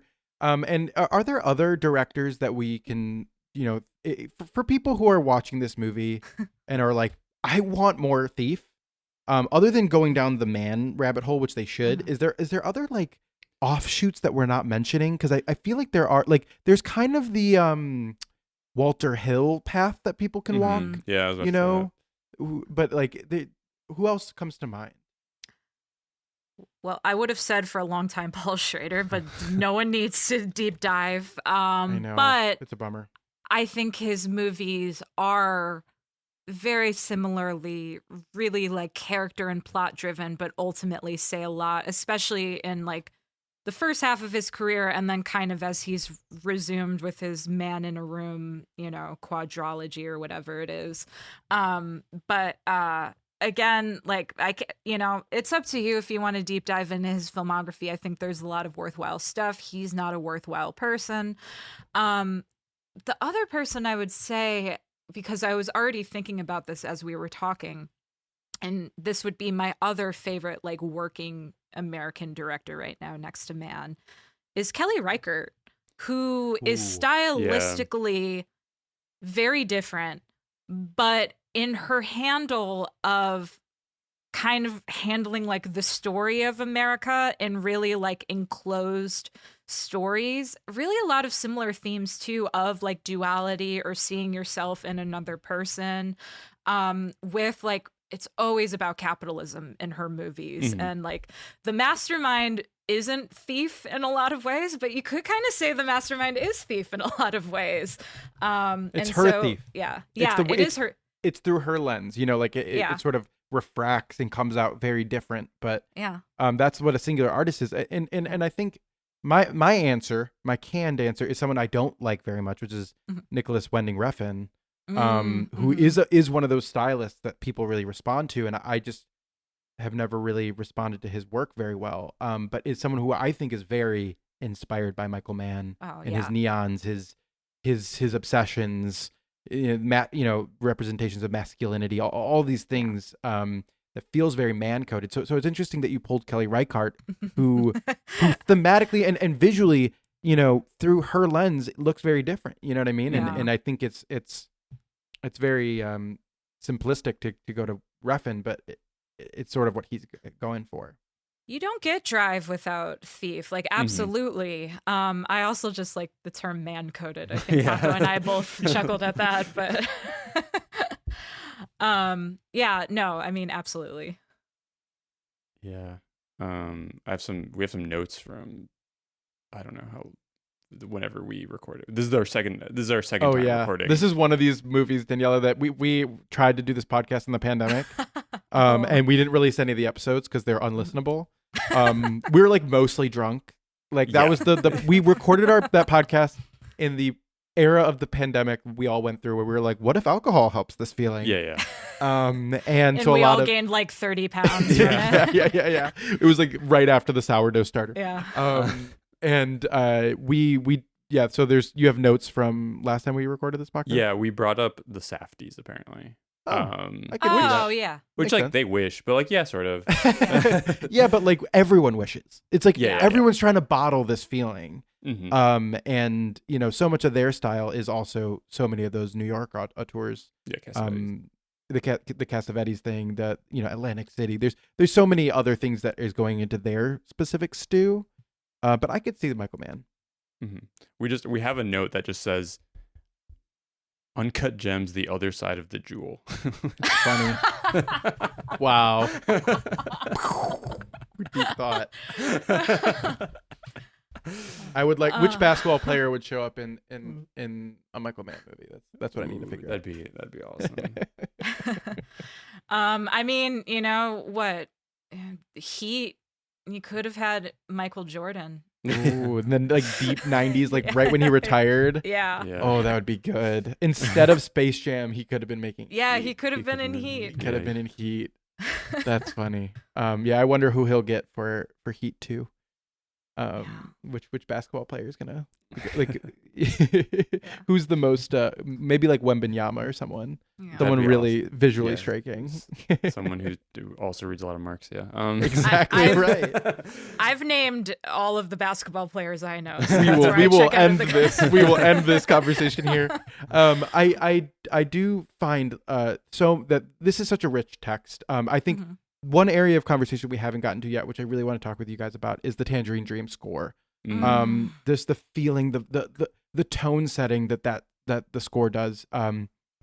It really is it perfectly evokes the city in a way that I think very few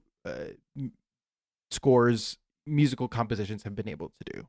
Mhm. There's like a few that have gotten there for me, but this Tangerine Dream score is one of the best that's ever been created.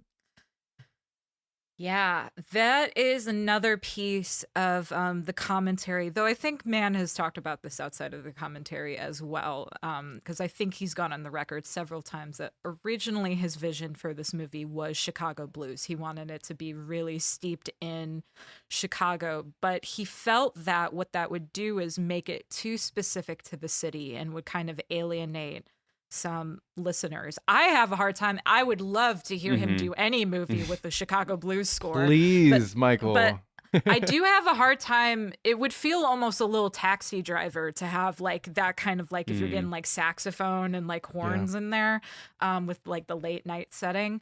But he talks about what he ends up really liking about the Tangerine Dream score is that it is industrial sounding, that it sounds metallic, that it really matches. It kind of rounds out this feeling of we're steeped in industry here, and that it really highlights that. So yeah, it's gorgeous. I think it was nominated or even won a Razzie, which like fuck the Razzies anyway, but Yeah. the bonkers. Insanity. Yeah, it's so perfect, and it really has this sense. It's like way ahead of its time because everyone would start eventually using like synth scores for crime movies and continue to. But yeah, the fact that in this case it really serves a purpose in mimicking actual like texture within the film as well, as opposed to just being a vibe, which, like, to go back, like, it is a little reductive. Like, Michael Mann is full of vibes, but that's not what he's chasing. It's kind of just like the natural output of what he's doing.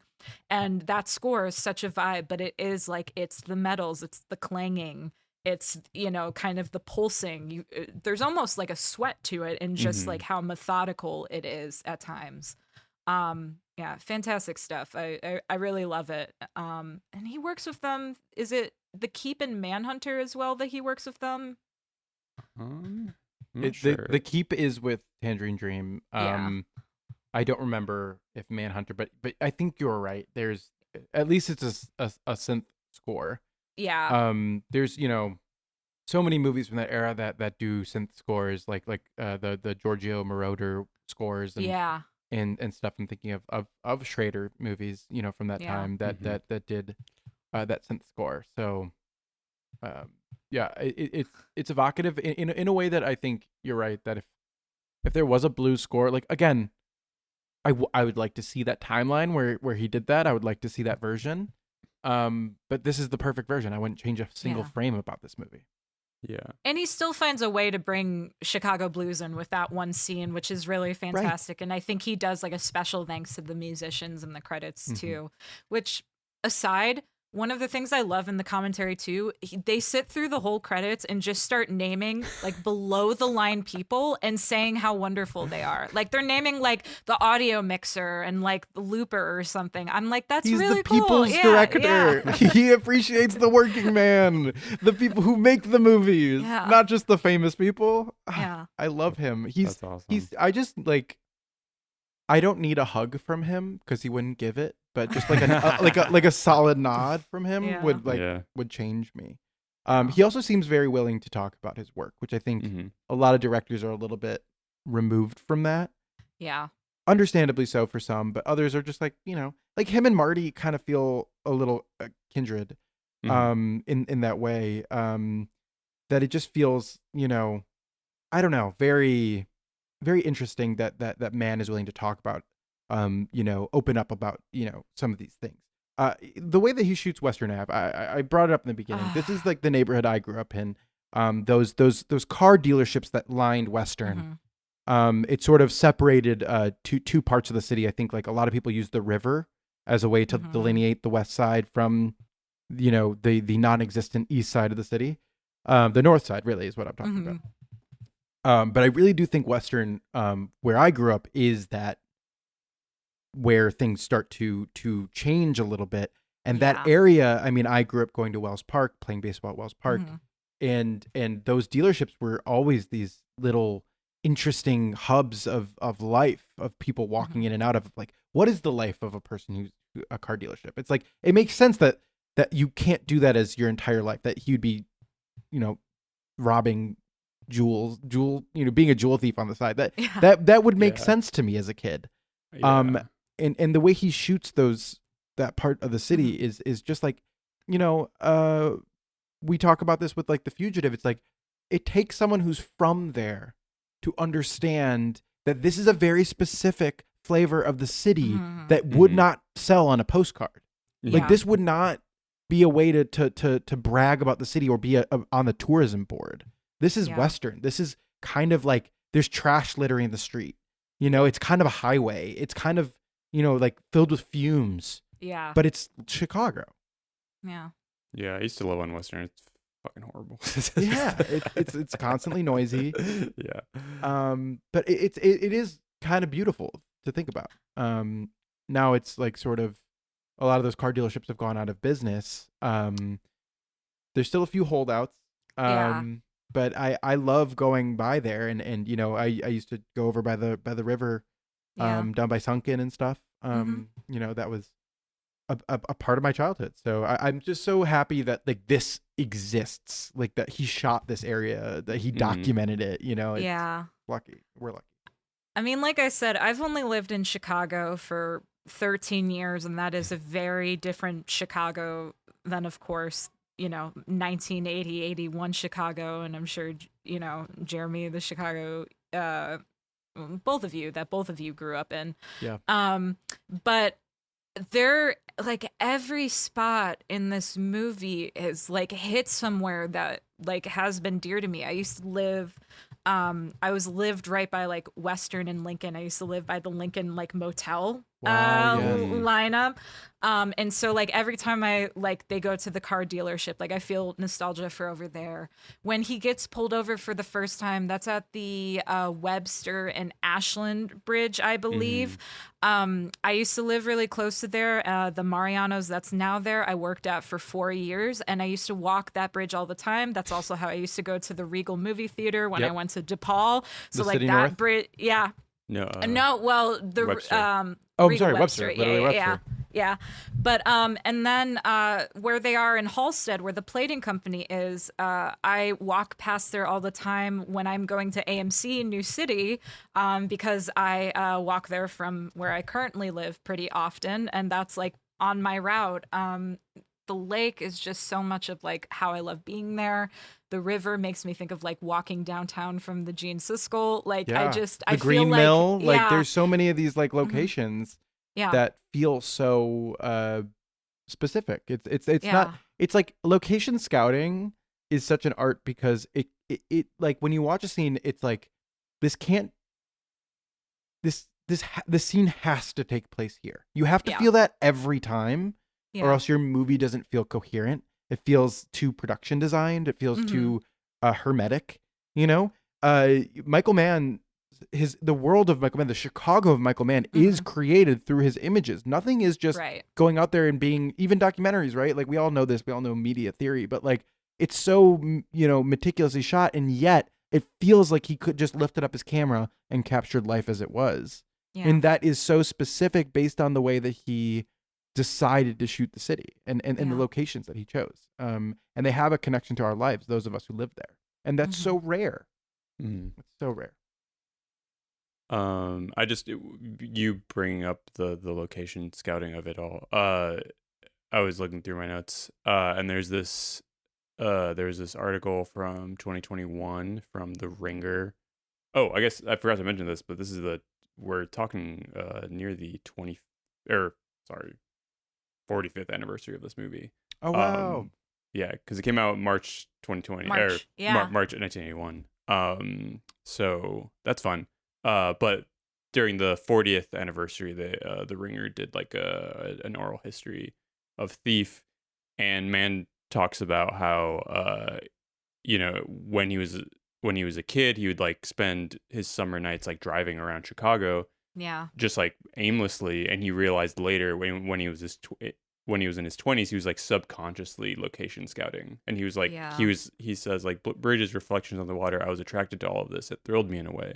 So he was like, he literally like, I mean, and I feel like I do that sometimes too, where I'll just like, I'll be like walking down like an alley, or like I'll walk under the train. I'll be like, yeah, it'd be awesome if there was like a movie scene right here. Yeah. Like, I feel like I have a folder in my photos on my phone that is just location scouting. Like, and anytime I see a location that feels like a movie, I'm not a location scout. That's a job. Like, but I have my own DIY version of that.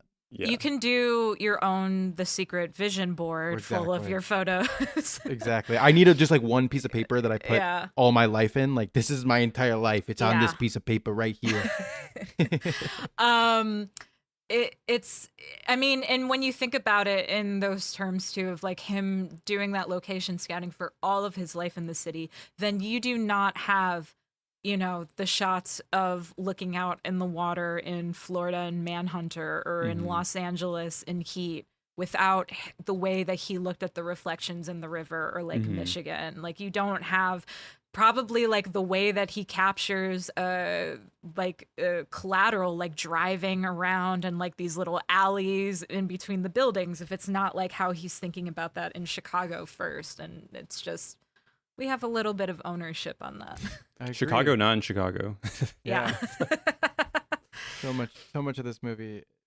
I'm I'm so proud of our city. It was my Yeah. my snarky letterbox review, or not snarky. It was my like quippy letterbox review of just like I miss the city. I miss being Yeah. there. It's hard to move to a new location. I love it here. I love the new friends I've made and the life I'm building, but it's hard to leave the greatest city in the world. It's you know, it's everything is gonna start to look a little bit like an imitation of Chicago or Yeah. pale in comparison, but that's a part of life.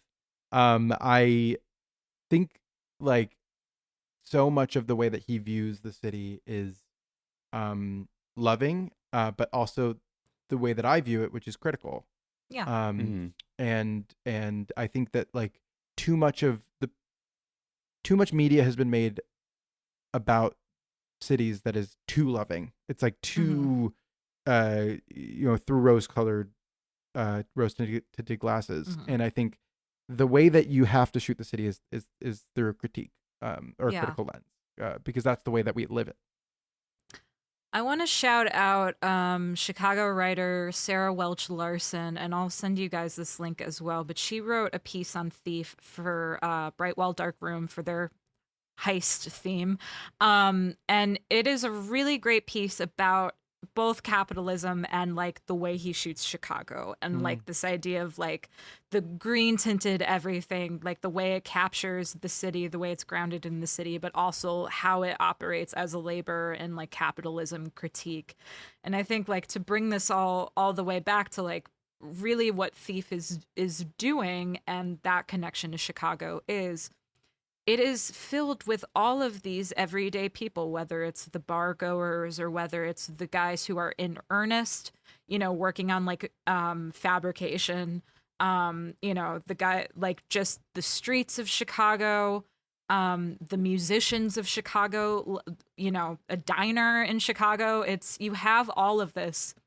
And that's not where the critique lies. The critique lies in the folks who are trying to, infiltrate and control and consolidate, and make it impossible to have a life that exists, I think generally in the country, but definitely within the movie, within the city. It's not like they're like, we want to get out of Chicago. They want to live in Chicago. They pick out a house in Chicago. So it's this idea of like, they can't make it here.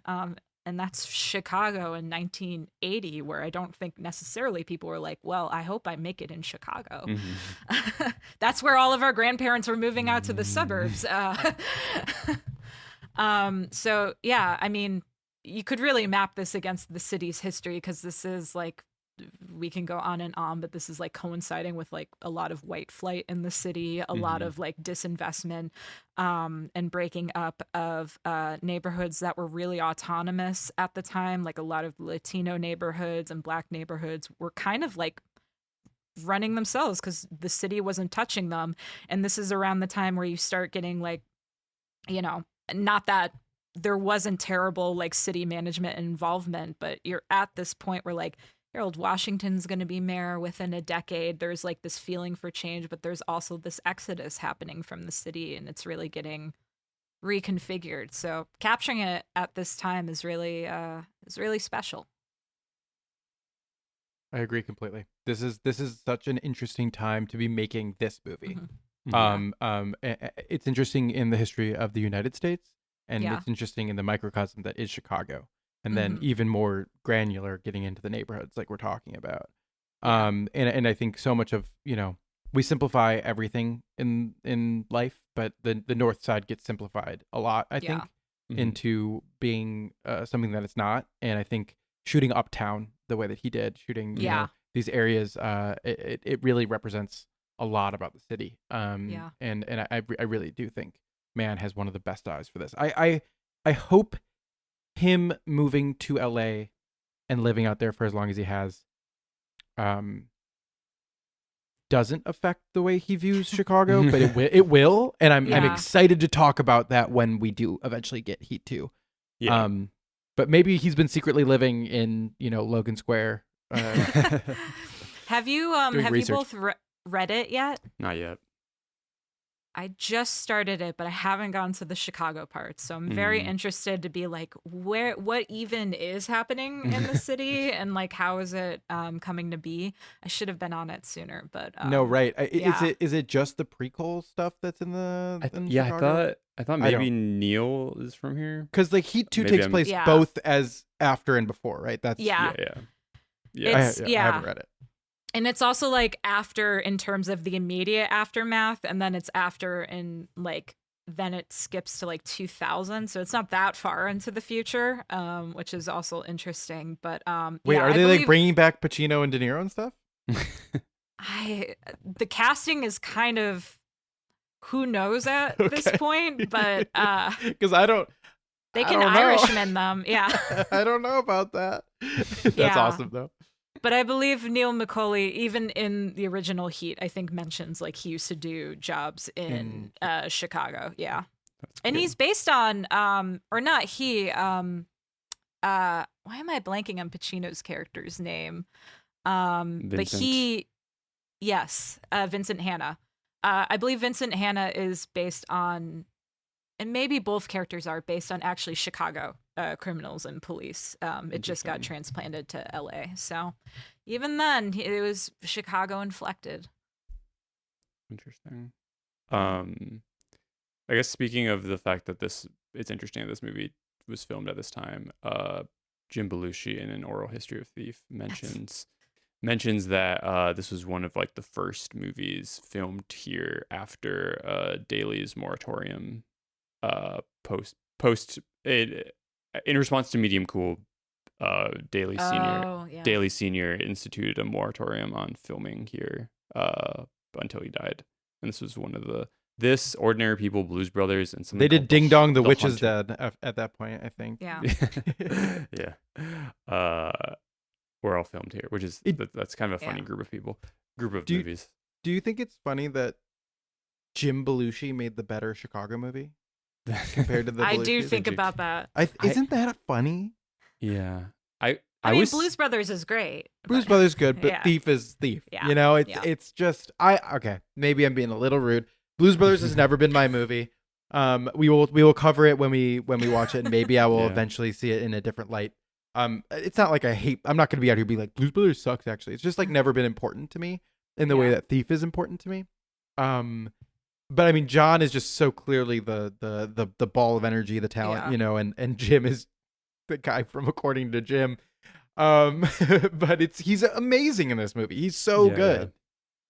I was kind of feeling like I kind of want to see. I mean, obviously for reasons of I don't want John Belushi to have died, but I also want to see the world where John Belushi didn't die, and I'm curious how Jim Belushi's career would have been, because I feel like he was kind of like put into a position of like trying to filling in the hole of his brother, and I think he had to be the John, and that wasn't his vibe. and yeah. I think he was So a bit more of a dramatic actor. I will say, I've been like jokingly prepared to go on a we need to reevaluate Jim Belushi Let's do it. campaign. But and this really started for me riffing with my husband of like Jim Belushi needs to get in the Criterion Closet because I think he's secretly a cinephile Yeah, based on how many art house auteurs he has worked with. Like if you look, and of course I'm like always spacing, but he did a Brian De Palma movie. He was in The Fury. He was in Thief. He did do a lot of comedy, especially when John Belushi died. He's in Little Shop of Horrors, which is great. And then he like periodically will show up, like he's in Twin Peaks: The Return. Yep. You know, he's in the Kristen Stewart movie that just got. Oh, he's I in guess- Chronology of Water? Yeah, but Whoa. it got no one saw it because it got dumped and was in like one theater, just Right. like. But yeah, he's worked with so many like auteurs that it's crazy that he's also like known as like the lesser Belushi, and like Right. the yeah, and the According to Jim guy, when he's been in some really fascinating stuff, and when he decides to be in a project, I have to imagine he's like watching, you know, he like has he cried at Elephant Man? I have to assume so. You're right. He's gonna go straight for like Agnes Varda or something in the Yeah, closet. yeah. He'll have some. Yeah. He'll have some pics that will be like, "Ooh, you're so interesting." Jim." Yeah. Yeah. Is he still selling weed? Oh yeah, he was like doing like Jim Sorry. branded weed Yeah, things. I think he's just like grows weed now. And Sounds like a massive chiller yeah. Yeah, that sounds awesome. compared to like the way that like the celebrities from that era have gone. Like the fact Mhm. that he's just selling weed, I'm like, cool. Just Yeah. stay off Twitter and Yeah. and Yeah. keep doing your thing, Jim. Yeah, I don't need to know more about him. I I just do not need to suspect know he more. has interesting film Definitely. taste. I agree. Get him in the closet. I agree with that Yeah. completely. We need a Chicago version of the Criterion Closet. I've been thinking about this. Like we need to get someone into facets or something. Like we Is it just need to not- like Is it not just Carrie Coon and Tracy Letts' closet? They basically Exactly. have all of the criterions there. Their It's That's a good just- basement. point. Yeah, they have all of they have a way a wider ranging collection anyway. So let's get Jim Belushi into the Carrie Coon basement stat. I agree. I'm with this. I forgot he was in a Woody Allen movie in 2017. So He doesn't have internet. He does. Yeah, he don't have internet. He didn't know. He was just like, oh, I get to be in a prestige movie about a guy who has a weird relationship with an estranged daughter. What could that mean? That's hilarious. I'm so sorry I brought up Woody Allen and Paul Schrader in this podcast. Jesus Christ, who am I? Sorry. I'm gonna pre-write a notes app apology for this. Well, we're gonna have to talk about Johnny Depp, so you're not. I know. Yeah, that's that's right. the next thing we're diving into. Yeah, we're what's doing it. I was next on the like- podcast, Paco? Is it it's Normal Life. A normal movie. Yeah. Normal movie. Sorry. I was like, thank God Thief is my preferred Michael Mann movie out of these two because I'm not talking about Johnny Depp. I do have when I saw Public Enemies, which was as a kid, so I had no appreciation for the movie whatsoever.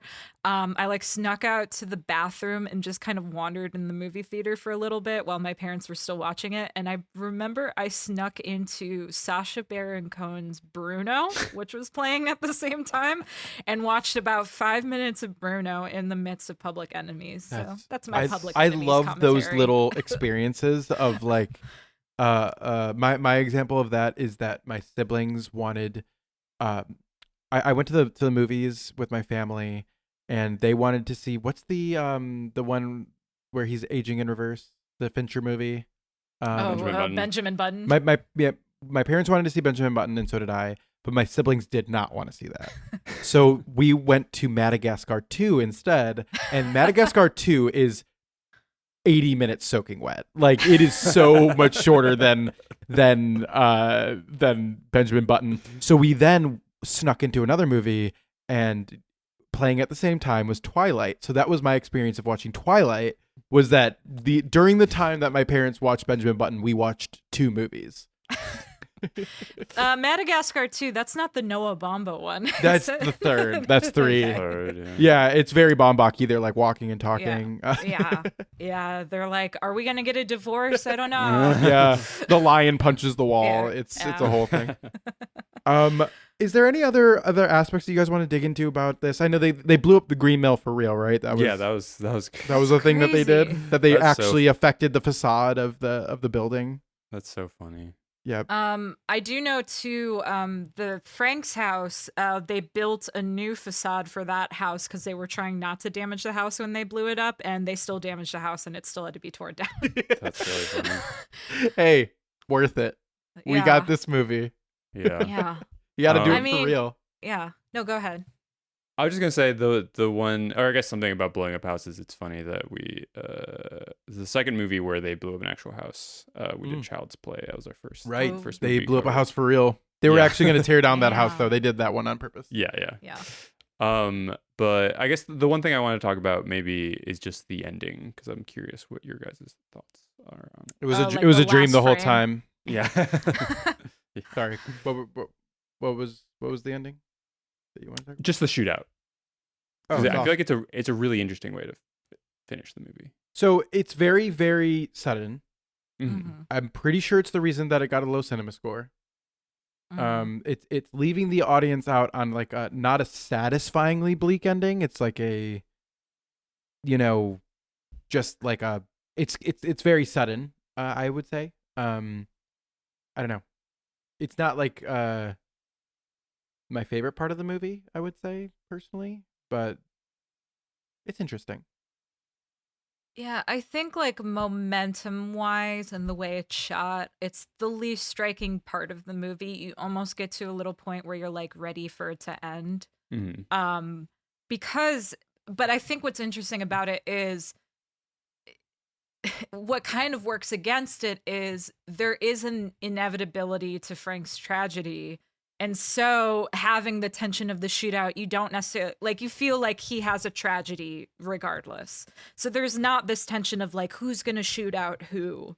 To come back to the killer, that is like that shootout I feel like happens in the killer too. Mm-hmm. But in the middle of the movie, and that movie does a really good job of playing it for comedy of like you expect this really dramatic shootout and it's like Fassbender can't stop fucking up because that's what the whole movie is.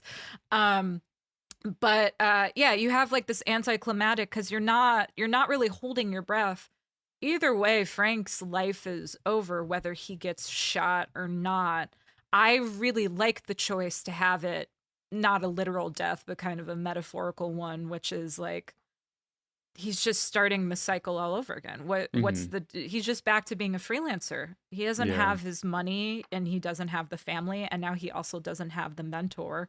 So it's just what do? You just go back to work, right? Everyone get back to work, COVID. Yeah. And so I like that aspect of it, but I do have to admit the sequence itself is just like, all right, let's like kill Leo and let's get out of here. Yeah. I remember the first time I watched this movie, it was I had just moved back to Chicago after I'd lived in Madison for a year, and it was like I was unemployed and it was the middle of the day. And I was watching it and my dad walked in during the last 5 minutes of the movie, and I just like I know for a fact he would have loved this movie, but Yeah. he only saw the last 5 minutes, which is just like the shootout, and he just thought it was like the stupidest thing you've ever seen. But I think for a while, the past few times I've watched this movie, it's definitely the part that I struggle with the most. But I think this time I kind of appreciate it as this sort of like you were mentioning, like the inevitability of it, and sort of just like there's a sort of there's a fantasy element to it, you know. There's like this is sort of like you have nothing to lose but your chains, you know. Like like Yeah. this is what you can do. Like the labor contract isn't just beneficial to the capitalist, or Mhm. like they also benefit from the fact that like okay, now that this guy like if you pay Frank his money, now he's not gonna come kill you, you know. Right. Like you should, it's not just like you shouldn't just treat your workers well because it's like the right thing to do and because they're human, but like also like they have something against Yeah. you, you know.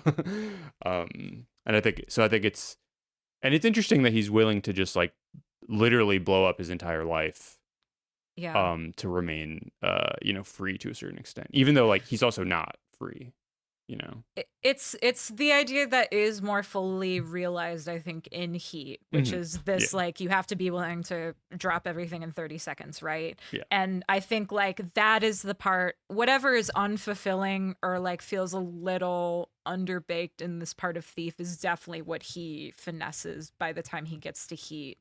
Yeah, I think even like edit wise, it's a little disorienting of a sequence, like of where guys are coming from, which guys it is. Mhm. Doesn't even really matter, but it does kind of take you out of it a little bit compared to like the real precision of the rest of the movie. Yeah. But yeah, I like the ideas that ending is playing with. I really love that separation with Jesse. I think that is a really beautiful, the way that he keeps trying to emphasize like this is about protecting her, and the only way he can get her to get it is to be cruel at the end and to basically say, I don't want you, get out of here. It's really heartbreaking, but it's like this guy who we've seen just start to get emotionally vulnerable with her has to shut that part of him off to even get her safe. Michael Mann, it not to oversimplify him, but a lot of his plots do kind of feel like the plots, not the way that they're done, feel like a little boy's conception of the world. Yeah. And this ending does feel a little bit like you're wrapping up like the play date is almost over and you're with your friends playing cops and robbers, and then everything blows up and then they shoot the guys and then it's over, and then like and that's what it feels like a little bit. And that's okay. It's sort of there's an inevitability to it, like we were all talking about, but it like it's the least satisfying part of the movie. And it's like after the banger that is the opening, you kind of want to go out on the same note and you don't really, but that's okay. It's still a perfect movie. I wouldn't change anything. And I would say what it does serve a purpose because, or it serves multiple purposes, and maybe I'm just not as big of a fan on the execution, but I really like what he's working with there, which is, one, early in the movie, Frank says to Leo, I don't do home invasions, no burglaries. He names like really specifically what he does and doesn't do. And the fact that like this has brought him, even though it's obviously not to rob or burgle, this is like, he has to do a home invasion. This is not his work. This is not a trade he respects. And that juxtaposition with the beginning is, we're in the midst of him using his craft. Like literally the camera is right there in it. And then you have this haphazard, like kind of like jumbled and where like losing place of where you are, a little sloppy editing. It does kind of take you out of like, this isn't what he's meant to do. This isn't what he's good at. And this is, to even come back to the cops and robbers thing, this thing that maybe a little boy would find exciting or like fun or like, kind of part of a fantasy is unfulfilling and not what he's desiring and not what he wants. And it's just really, the whole thing is really depressing. Yeah, that's a good point. The only other thing that I really want to talk about with you guys, before we got to wrap up. We've been talking for ages. Also, I want to apologize. Like, I did not turn an overhead light on, and now like the sun been has steadily- set. And for you guys, I just like look like. Sorry, but like a man in a room. Yes, exactly. No, it's mood setting. Thank you for Yeah. pointing that part out. The only last thing is the actual heist itself is one of the best sequences of any movie. We're talking heists here on the podcast, and I just wanted to bring that up before we got too focused on the ending, because I do think that it evokes something that like only like a few other movies have been able to get to, which is that the actual act of the heist itself needs to be as visually exciting as anything else. And the only other movie I can think of that understands that, what's the movie where they shoot the lock? I'm talking about. No Country for Old Men. Oh no, but good point. The French Le Cercle movie Rouge. Le Cercle Rouge has that visual element of the heist itself being a central focus, and this is the exact opposite. That's about precision and about like neat men who fold their napkins, and you know what I mean. This is about brute force. This is about working class energy. This is like lighting things on fire, sparks flying, and this ominous score. But it's also innovation because they had to work to create something that is specific, because this safe, which is supposed to be state of the art to protect all of this capital, but like they're doing innovation in order to combat it. And so you have this like these tools, this literal science that they weren't sure was possible, and they've devised with Andrew Davis's dad is like, it's so cool. And so you're watching these men at work. I love the detail. And of course they would have to do it because they're doing it for real anyway. But like the fire extinguisher and just like the practicalities of this, it really feels like, if you didn't know better, you're watching a few guys in a garage, like building something.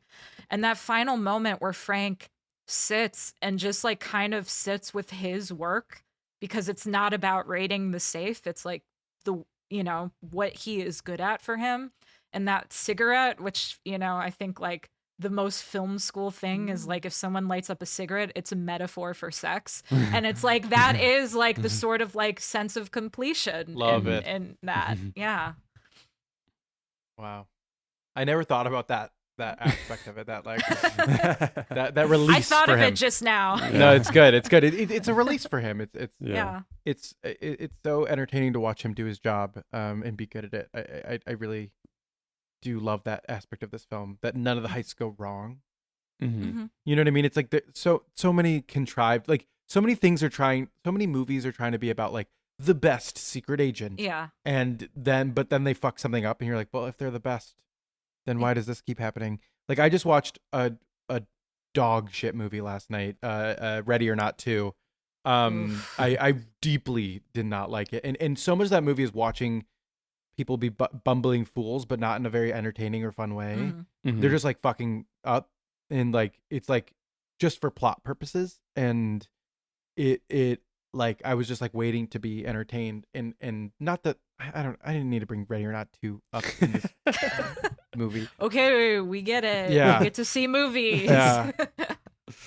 Nope, I paid for that at a Regal. I'm sorry, AMC. I paid just like the rest of us. But I do feel like so many movies try to shoehorn in like characters being bad at something for a scene or messing up for like to raise the dramatic stakes.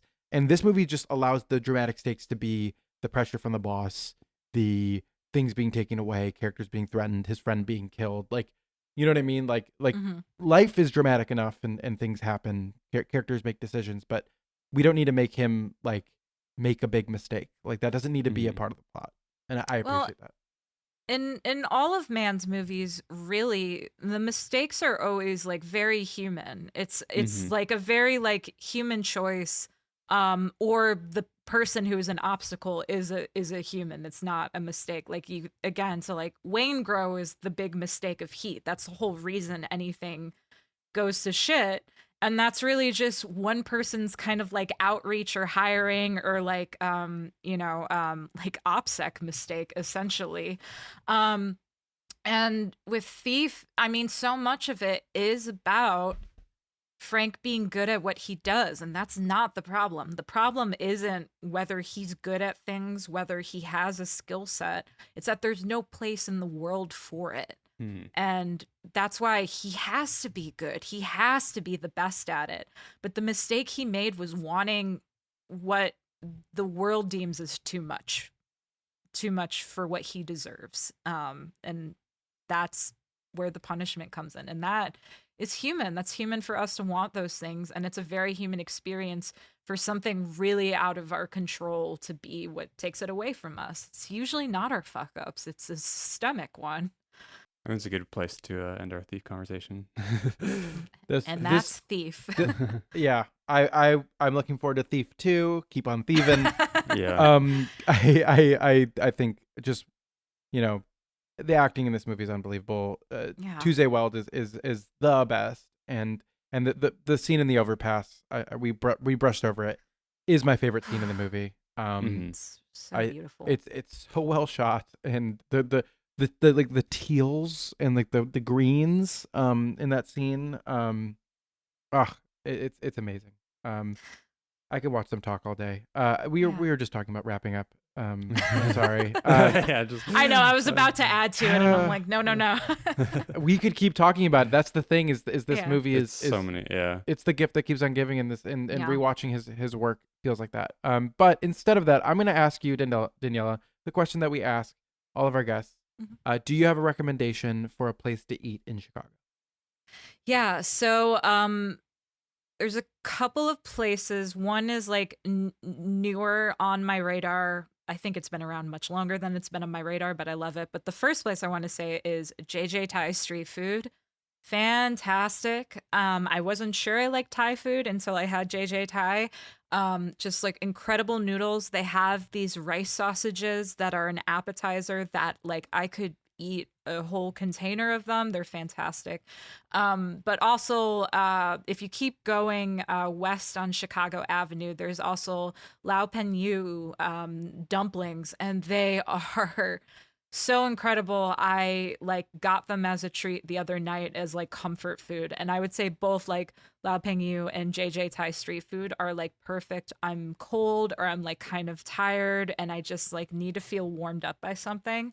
And even though it's not my home cooking, like I feel like I'm getting home cooking with both of them. So those are my recs. Those are really good recs. Yeah. One of my biggest disappointments of my music box career is that we were supposed to do Chungking Express with Lao Peng Yu. Oh, yeah. And we just had to like push it back, and we pushed it back too far, and I moved out of town. No.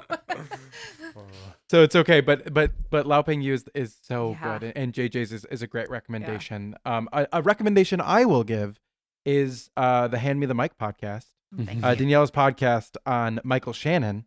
That everybody who listens to this podcast, please go follow Daniella's podcast because it is digging into a lot of the things that we're discussing here. Yeah, and there are like overlaps. Like I think this movie has a Jerry Bruckheimer producer credit, and Jerry Bruckheimer is indeed like involved in some of Michael Shannon's like early roles, especially when he gets involved with Michael Bay. But Michael Shannon is also like a salt of the earth Midwest Chicago guy. I love talking about him. If you listen or take a look, you may notice it seems like we haven't updated for a bit. I will say that is not permanent. We are coming back, figuring out a cadence, but we've talked about Take Shelter, we've talked about The End, we've talked about Groundhog Day, which is also like has a lot of Chicago, Illinois, Midwest ties. So yeah, I hope more people listen to it. I love talking about anything that remotely brings my interest of Chicago and film together. Yeah. Is there I was going through his filmography, and there's like shockingly few movies that are like set in Chicago. I know. But he's just like hanging out in every bar. Like I feel like Michael Shannon's currently at every bar in Chicago right now. Yeah. He's currently at every bar in Chicago right now and playing REM in a different city. Like somehow he's doing both. Well, thank you so much for coming on, and everyone follow Daniella's work writing outside of this. Can you let us know where that work is found and your social media handles? Yeah, so I am at Daniella Mazzio everywhere. That's DANIELLAMAZZIO. Very Italian name. You can also use that exact combination of letters, but put it between www and .com, and you will also find my website where I have a lot of my work available. Hand Me the Mic is linked there and is probably the best way to find it, but I also share a link that you can put in the description because it's like room-tone at, it's something like that. It's got slashes in it and everything. But Hand Me the Mic you can listen to, as they say, wherever you get your podcasts, and we will be coming back with more episodes soon. And I'd love to have you guys on, please. Oh yeah, We'd yeah. love If it. there's a Chicago Michael Mann, sorry, oh my God, if there's a Chicago, Chicago Mike. exactly. If there's a Chicago movie that you want us to cover, we are Yeah. more than happy to Yeah, come on. definitely. Yeah, Yes. I think. That And would be also, awesome. I don't want to pigeonhole you guys. If you just want to talk about a movie, that's fine too. That's true. We have lives outside of our Chicago podcast. I don't know about that. Oh, that's awesome. Okay. Thank you, Daniella, for coming on. Yeah, we thank really you. appreciate you. Thank you both for having me. This was a blast. Someone find me at the Green Mill where I'll just keep talking about Thief forever.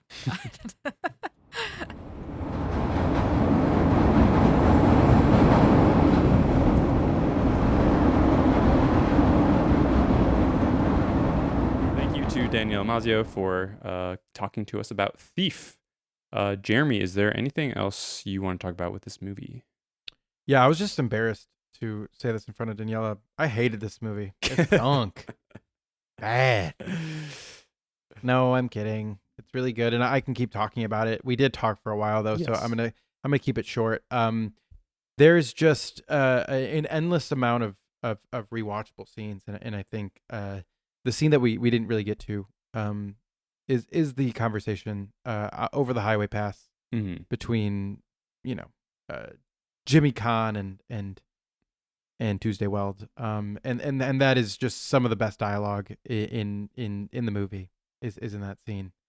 So I just wanted to highlight that one more time. Just talking about we talked a little bit about him having the secret style list of things that he wants to accomplish. Mm-hmm. But just the repetition of lines in that scene and him being a man of focus was so interesting to me. I really like that scene. Do you like that scene, Paco? It's a great scene. No, it's really wonderful. I brought it up a little bit, but Straight Time, which was not directed by him, but was partially written by him, has a similar diner scene between Dustin Hoffman and his main romantic interest in that movie. But this movie does it a lot better. And this movie and the diner scene, Daniella talked about her love of Heat. There's a similar romantic diner scene in Heat between Al Pacino and Robert De Niro. That's very true. Yeah. Very romantic movie. We didn't talk about how like that this movie sort of has like a cold, icy Catholic exterior, but made by a Jew, starring a Jew. Hello, Michael Mann's Secret Jew. Let's go. Chicago Jewish representation. Where we at? Is he really secret? No, I know, but it's still, he's not like the first one you think of. Yeah, I guess. Yeah, it's a different style of Jewish man. It's a different than like what's normally considered. That's a really representation. Good point. Yeah, So, like Woody Allen James Caan too. He's the hottest guy. He's just so he's not like a Nebuchadnezzar, Mm-hmm. He's a different style of he's like a tough. And I feel like that's like the Chicago Jewish, like if you're in the city, like that's like one of the types that you could be. That's a really good point, because I feel like I feel like I don't want to be offensive. So just say it and we'll cut it out. I'm just wondering about like the difference between like Chicago Jews and New York Jews. Oh, no, that's not offensive. Oh, well, say what you're going to say first before I give you permission. I think that's it. Like, I wonder if like Chicago was working class for a longer time, and so there was just like different like cultural things going on that would, but no, not really, because like also like a lot of the famous Jewish directors from New York also came from working class backgrounds. But they just had like very different styles. I would just say it's like more like your upbringing, because there is like the North Shore style. Yeah, that's a good point. Chicagoan, but even most of those people were people who grew up Maxwell Street in Chicago. I love Maxwell Street. I like talking about Maxwell Street. Do you know about that history at all, or like just a bit. that big market? Yeah, the big market, and it's so interesting. There's a good novel I read a few years ago that went into that. Someone should make an adaptation of something, and set it at the Maxwell Street. What's that really market. Great movie from the 70s about Thief? Oh, Thief's the 80s. Yeah. No, about it's with Carol Kane. Not Hester Street. Hester Street? Hester Street. That movie. I would love a Chicago version of that movie. Yeah. A Chicago Hester Street would be so good. Yeah. God, I just gotta write that. Yeah. Every single time that we do a podcast, we're like, we gotta write that. Yeah. But yeah, I guess a few more things about Mann. So he grew up in Chicago, went to University of Madison. He started off in TV. He directed 4 episodes of Starsky and Hutch. Oh, that we talked about Dukes of Hazzard. I was like, wait, did we talk about? No, Starsky and Hutch. Kind of similar show. I don't really know what either of those shows are about. Like, are the Dukes of Hazzard like they just go around driving? They're like on the run all the time. They're like the good old Southern boys. They're on the run from the law. And I think Starsky and Hutch, they are the law. They're like cops, but they like dress like disco. Okay. But they're exactly. They're cool. Yeah. He made his first. I hadn't heard of this show. He made a TV show in 1978 called Vegas. The S is a $. Nice. But is that also with Dennis Farina? Didn't we talk about that with? No, that was Crime Story. Crime Story got moved to Vegas. Yeah. I think in the second season or at the end of the first season. But Vegas was his first TV show he did on his own. It was I think it was a detective show. But it was produced by Aaron Spelling, which is funny. but he didn't have a lot of creative choice in that. So he ended up leaving after a few seasons, and it kind of after that it changed his mind on how, or it showed him how to approach filmmaking and show running, and that I think he made sure he had a lot more choice next time. Like he would always have the final say in everything, which pretty much is true for all his movies except for The Keep, I would say. Yeah. I think, like we'll talk more about his after Public Enemy's career for that episode, but Luck is another one. oh yeah, that's a good point. But we'll talk about that and the many dead horses later. Should we watch Luck? I should probably watch Luck. At least the pilot. And I guess one other thing. So I think the credits mention this, that the book is sort of inspired by this memoir called The Home Invaders: Confessions of a Cat Burglar, which was written by Frank Hoemer, who, And that's the same source material for Confessions of a Shopaholic, right? yeah. Who I think that was a pseudonym he used, who was like this who's this career cat burglar guy who worked with the mafia and did a lot of home invasions. And for the most part, Mann says that I read like the first couple chapters. It's pretty bad. It's not a very well written memoir. It's like, I mean, the guy was like a cat burglar. He wasn't a writer, so I'm not gonna say that I expected like great writing from him, but it's Right. written in a very boring style. But Mann said that he essentially just optioned the book so that he wouldn't. I think he read the book and thought it was interesting and inspired his screenplay, but like he doesn't like take anything from it. But he ended up optioning it, maybe as a way to avoid any future litigation, such as like what happened with The Sting. But he takes the name Frank from that. And Leo is also the name of the mafia guy in that memoir. And he also has the Frank Hoemer, he had a mentor in prison named Oki. So I think that's probably where he got Okla. But other than that, those are the just a couple of man facts that I want to get to talk about. So Jeremy, if you were to rate this movie, what would you rate it? Yeah, that's a good question. This movie is very near and dear to my heart. It has some of the coolest vistas and views of the city of Chicago. If I had to like have like a folded up piece of paper in my pocket, I would unfold it slowly, and on it there would be 4 stars right on it. That's what I would say. Kind of like the Chicago flag. Interesting. It's a little bit like the Chicago flag. Yeah, I mean, this is just a great movie. Like you mentioned, I was just looking forward to watching it, looking forward to talking about it. Michael Mann's one of the best, and this is one of his best movies.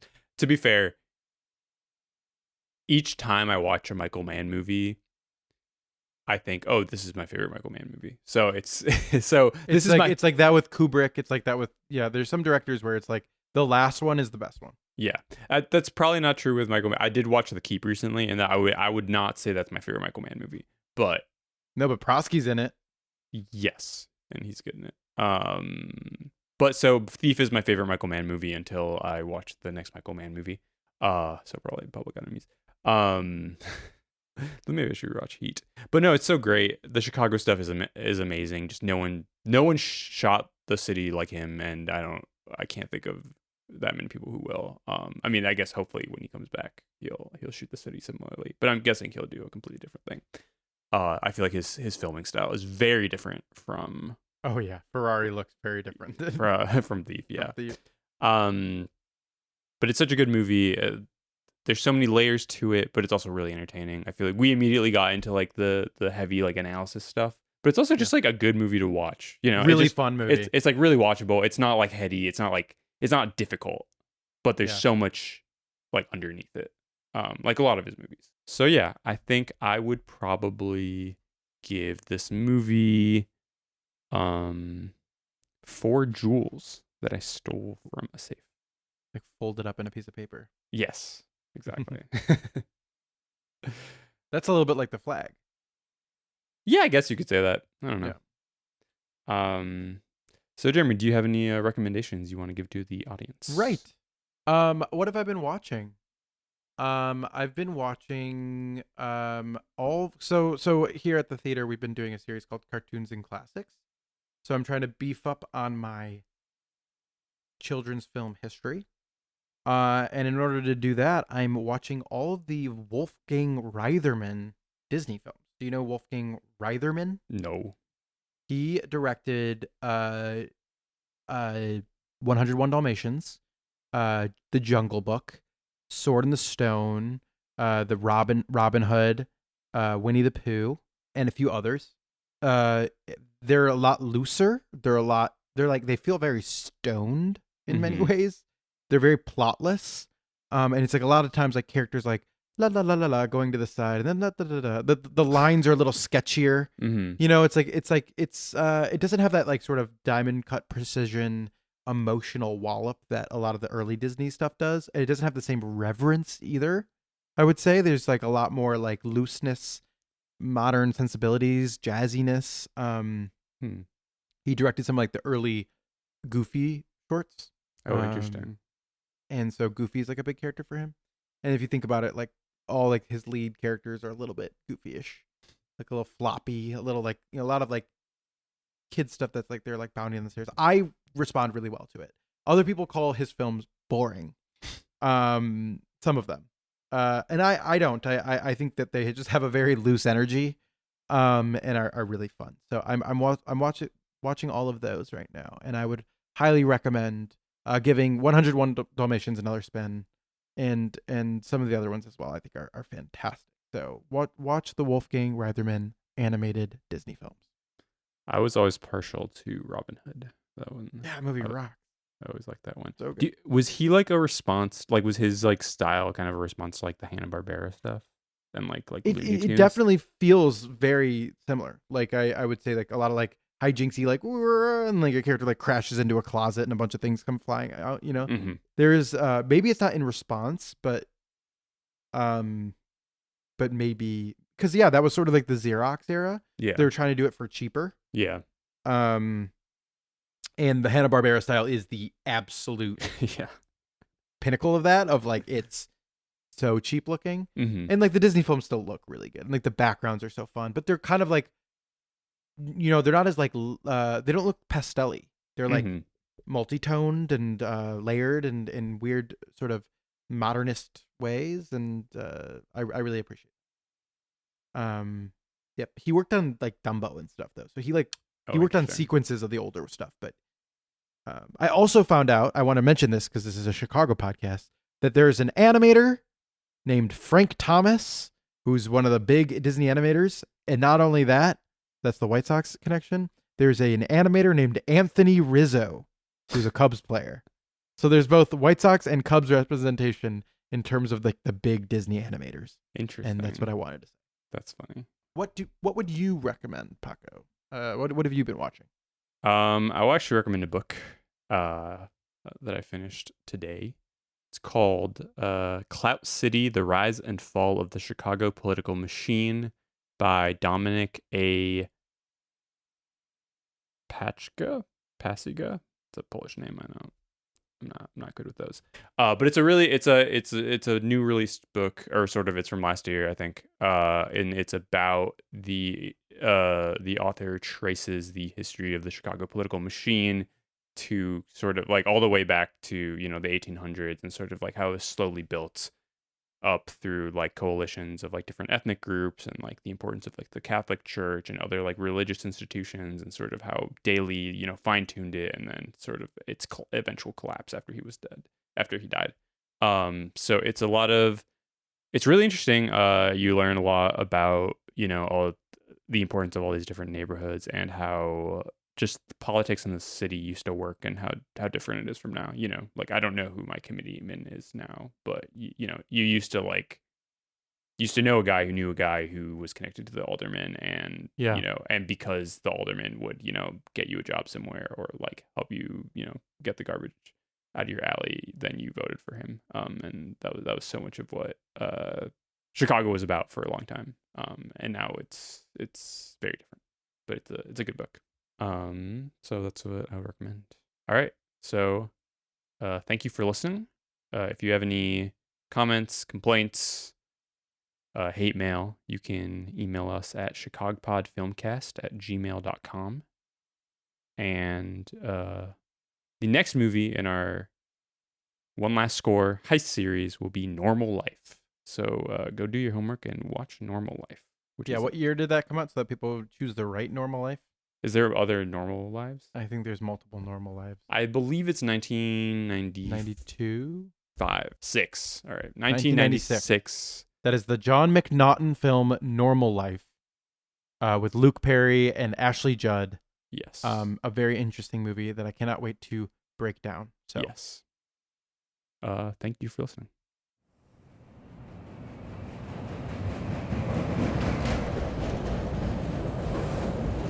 Please be considerate when talking on your phone or listening to electronic devices.